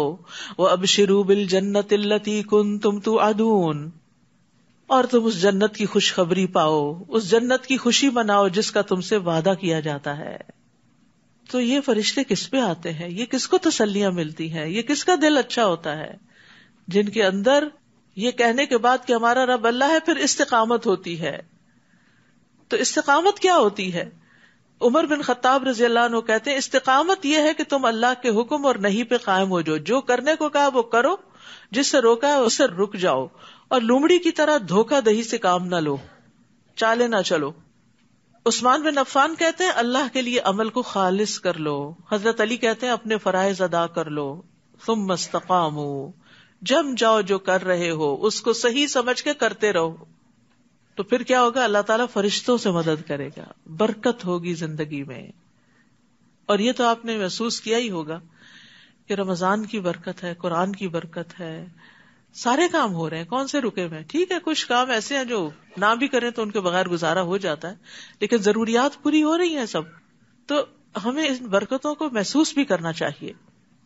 وہ فرشتے کہتے ہیں نحن اولیاؤکم فی الحیات الدنیا، ہم دنیا کی زندگی میں تمہارے دوست ہیں، مت گھبراؤ مت ڈرو. یہ قرآن بتا رہا ہے کہ ایسے لوگوں کو جو اللہ کو اپنا رب مان کے، اور رب کون مانتا ہے؟ جو اس کو اپنا خالق مالک مدبر مانے، جس پہ وہ بھروسہ کرے، توکل کرے، اس سے دعائیں مانگے، اس کی عبادت کرے، اپنا سب کچھ اس رب کو محسوس کرے اور پھر اس پہ جم جائے، اس سے ہٹے نہیں، لوگوں کی باتوں میں نہ آئے، شک و شبہ میں نہ پڑے. اور جو رب کو رب مانتا ہے پھر وہ اس کی عبادت کے لیے بھی دوڑتا ہے، وہ اس کے دین کی خدمت کے لیے بھی دوڑتا ہے. تو ایسے لوگوں کی پھر مدد ہوتی ہے، اور پھر فرشتے ان کے پاس آ کے ان کو وسپر کرتے ہیں ہم دنیا کی زندگی میں بھی تمہارے دوست ہیں اور آخرت میں بھی، وہاں تمہارا جو جی چاہے گا تمہیں ملے گا. آج اگر پابندیاں برداشت کر لو تو کوئی بڑی بات نہیں، اور جو کچھ مانگو گے تمہارا ہوگا. نبی صلی اللہ علیہ وسلم نے فرمایا کچھ لوگ مسجدوں کی میخیں ہوتے ہیں، یعنی جیسے میخ گاڑ دی جاتی ہے نا، ہمیشہ آپ کو وہاں ملے گی، کیل ٹھونکا ہوا ہوتا ہے. تو کچھ لوگ ہمیشہ آپ کو مسجد میں ملیں گے. فرشتے ان کے ہم نشین ہوتے ہیں، ان کے ساتھی ہوتے ہیں. اگر وہ غائب ہو تو ان کو تلاش کرتے ہیں آج کہاں گئے. اگر بیمار ہو جائے تو عیادت کرتے ہیں، کسی کام میں مصروف ہو تو ان کی مدد کرتے ہیں. نزلا من غفور الرحیم، یہ بخشنے والے مہربان کی طرف سے مہربانی ہوگی، یعنی جنت کی صورت میں، دنیا میں بھی مدد اور آخرت میں بھی جنت. ومن احسن قولا ممن دعا الی اللہ وعمل صالحا، اور اس شخص سے اچھی بات اور کس کی ہو سکتی ہے جس نے اللہ کی طرف بلایا اور نیک عمل کیے. یعنی کسی کی بھی نہیں، سب سے اچھی بات اس کی بات ہے جو اللہ کی طرف لوگوں کو بلائے، اللہ سے جوڑے، اور خود بھی اچھے کام کرتا ہو، جو دوسروں کو بتائے وہ خود کرنے والا ہو. وقال اننی من المسلمین، اور وہ کہے کہ میں اللہ کا فرما بردار ہوں. تو یہاں تعریف کی جا رہی ہے کن کی؟ جو مخلوق کو خالق سے جوڑتے ہیں. اور کامیابی پانے والے لوگ وہ ہیں جو لوگوں کو اللہ کی طرف بلاتے ہیں، دین کی تبلیغ کرتے ہیں، قرآن کی تعلیم دیتے ہیں. وَلَا تَسْتَوِي الْحَسَنَةُ وَلَا السَّيِّئَةُ، اور نیکی اور بدی کبھی برابر نہیں ہو سکتے. آپ بدی کو ایسی بات سے دور کیجئے جو اچھی ہو، یعنی برائی کو نیکی سے بدل دیں، برائی کی جگہ نیکی لے آئیں، بری عادتوں کی جگہ نیک عادتیں لے آئیں. آپ دیکھیں گے کہ جس شخص کی آپ سے عداوت تھی وہ آپ کا گہرا دوست بن گیا ہے. یعنی اس طرح آپ دشمنوں کو بھی دوست بنا لیں گے. اور یہ بات صرف انہیں نصیب ہوتی ہے جو صبر کرتے ہیں دوسروں کی باتوں پر، تنگی پر، اور یہ کسی بڑے نصیب والے کو ہی حاصل ہوتی ہے. پھر اگر کسی وقت آپ کو کوئی شیطانی وسوسہ آنے لگے تو اللہ کی پناہ مانگیے، وہ سب کچھ سننے والا اور جاننے والا. یعنی اتنے اچھے کام کرنے والوں کو بھی وسوسہ آ سکتا ہے، اور وسوسہ انسان کے اندر شک اور بے یقینی پیدا کرتا ہے، اور انسان پھر آہستہ آہستہ اس راہ کو چھوڑنے لگتا ہے. تو ایسے میں اللہ سے دعا کر کے شیطان کے شر سے محفوظ ہو جائیں. یعنی شیطان کو برا بھلا کہنے کی بجائے تعوذ پڑھیں. بسم اللہ کہنے سے شیطان سکڑ جاتا ہے. تعوذ شیطان کے حملوں کا توڑ ہوتا ہے. وَمِنْ آيَاتِهِ اللَّيْلُ وَالنَّهَارُ وَالشَّمْسُ وَالْقَمَرُ، یہ رات اور دن، سورج اور چاند سب اللہ کی نشانیوں میں سے ہیں. نہ تو تم سورج کو سجدہ کرو نہ چاند کو کرو، بلکہ اللہ کو سجدہ کرو جس نے انہیں پیدا کیا ہے، اگر تم فی الواقع اسی کی عبادت کرتے ہو. پھر اگر یہ لوگ اکڑ بیٹھیں تو آپ کے رب کے پاس جو لوگ ہیں وہ دن رات اس کی تسبیح میں لگے رہتے ہیں اور کبھی نہیں اکتاتے. اور اللہ کی نشانیوں میں سے ایک یہ ہے کہ تم دیکھتے ہو کہ زمین دبی ہوئی بے آباد پڑی ہوئی تھی، پھر ہم اس پر پانی برساتے ہیں تو وہ حرکت میں آتی ہے اور پھول جاتی ہے. جس اللہ نے اس زمین کو زندہ کیا وہ یقیناً مردوں کو بھی زندہ کر سکتا ہے، کیونکہ وہ ہر چیز پر قادر ہے. بلا شبہ جو لوگ ہماری آیات سے غلط مفہوم لیتے ہیں وہ ہم سے چھپے ہوئے نہیں. بھلا وہ شخص جو دوزخ میں ڈالا جائے گا وہ بہتر ہے یا وہ جو قیامت کے دن امن و امان سے آئے گا؟ تم جو چاہتے ہو کرو، جو کچھ تم کرتے ہو اللہ اسے خوب دیکھ رہا ہے. یہ وہ لوگ ہیں جب ان کے پاس ذکر قرآن آیا تو انہوں نے اس کا انکار کر دیا، حالانکہ یہ ایک زبردست کتاب ہے. لا یأتیہ الباطل من بین یدیہ ولا من خلفہ، جس میں باطل نہ آگے سے راہ پا سکتا ہے نہ پیچھے سے. یہ حکمت والے اور قابل تعریف اللہ کی طرف سے نازل ہوا ہے. آپ سے بھی وہی کچھ کہا جا رہا ہے جو آپ سے پہلے رسولوں کو کہا جا چکا ہے. بلا شبہ آپ کا رب معاف کر دینے والا بھی ہے اور دردناک عذاب دینے والا بھی. اور اگر ہم اس قرآن کی زبان غیر عربی بنا دیتے تو کافر کہتے کہ اس کی آیات واضح کیوں نہیں کی گئیں. یہ کیا کہ کتاب تو عجمی زبان میں ہو اور مخاطب عربی ہو. آپ ان سے کہیے جو لوگ ایمان لائے ہیں ان کے لیے تو یہ کتاب ہدایت اور شفا ہے، اور جو ایمان نہیں لاتے ان کے کانوں کا بوجھ ہے اور وہ قرآن ان پر دھندلا ہی رہتا ہے. ان لوگوں کا حال تو ایسے ہی ہے جیسے کسی دور کی جگہ سے انہیں پکارا جا رہا ہو. تو یہاں یہ پتہ چل رہا ہے کہ قرآن صرف اہل ایمان کے لیے شفا بنتا ہے، ظالموں کو خسارے میں اضافہ دیتا ہے. وَلَقَدْ آتَيْنَا مُوسَى الْكِتَابَ فَاخْتُلِفَ فِيهِ، ہم نے موسیٰ کو کتاب دی تھی تو اس میں بھی اختلاف کیا گیا. اور اگر آپ کے رب کی طرف سے ایک بات پہلے سے طے شدہ نہ ہوتی تو ان کے درمیان فیصلہ چکا دیا جاتا. اور یہ لوگ بھی اس قرآن کی نسبت ایسے ہی شک میں پڑے ہیں جو انہیں بے چین کیے دیتا ہے. جس شخص نے کوئی نیک عمل کیا، من عمل صالحا فلنفسہ، تو اس کا فائدہ اسی کو ہوگا. ومن اساء فعلیہا، اور جو برائی وہ کرے گا اس کا وبال بھی اسی پہ پڑے گا. وما ربک بظلام للعبید، اور آپ کا رب بندوں پر ظلم کرنے والا نہیں.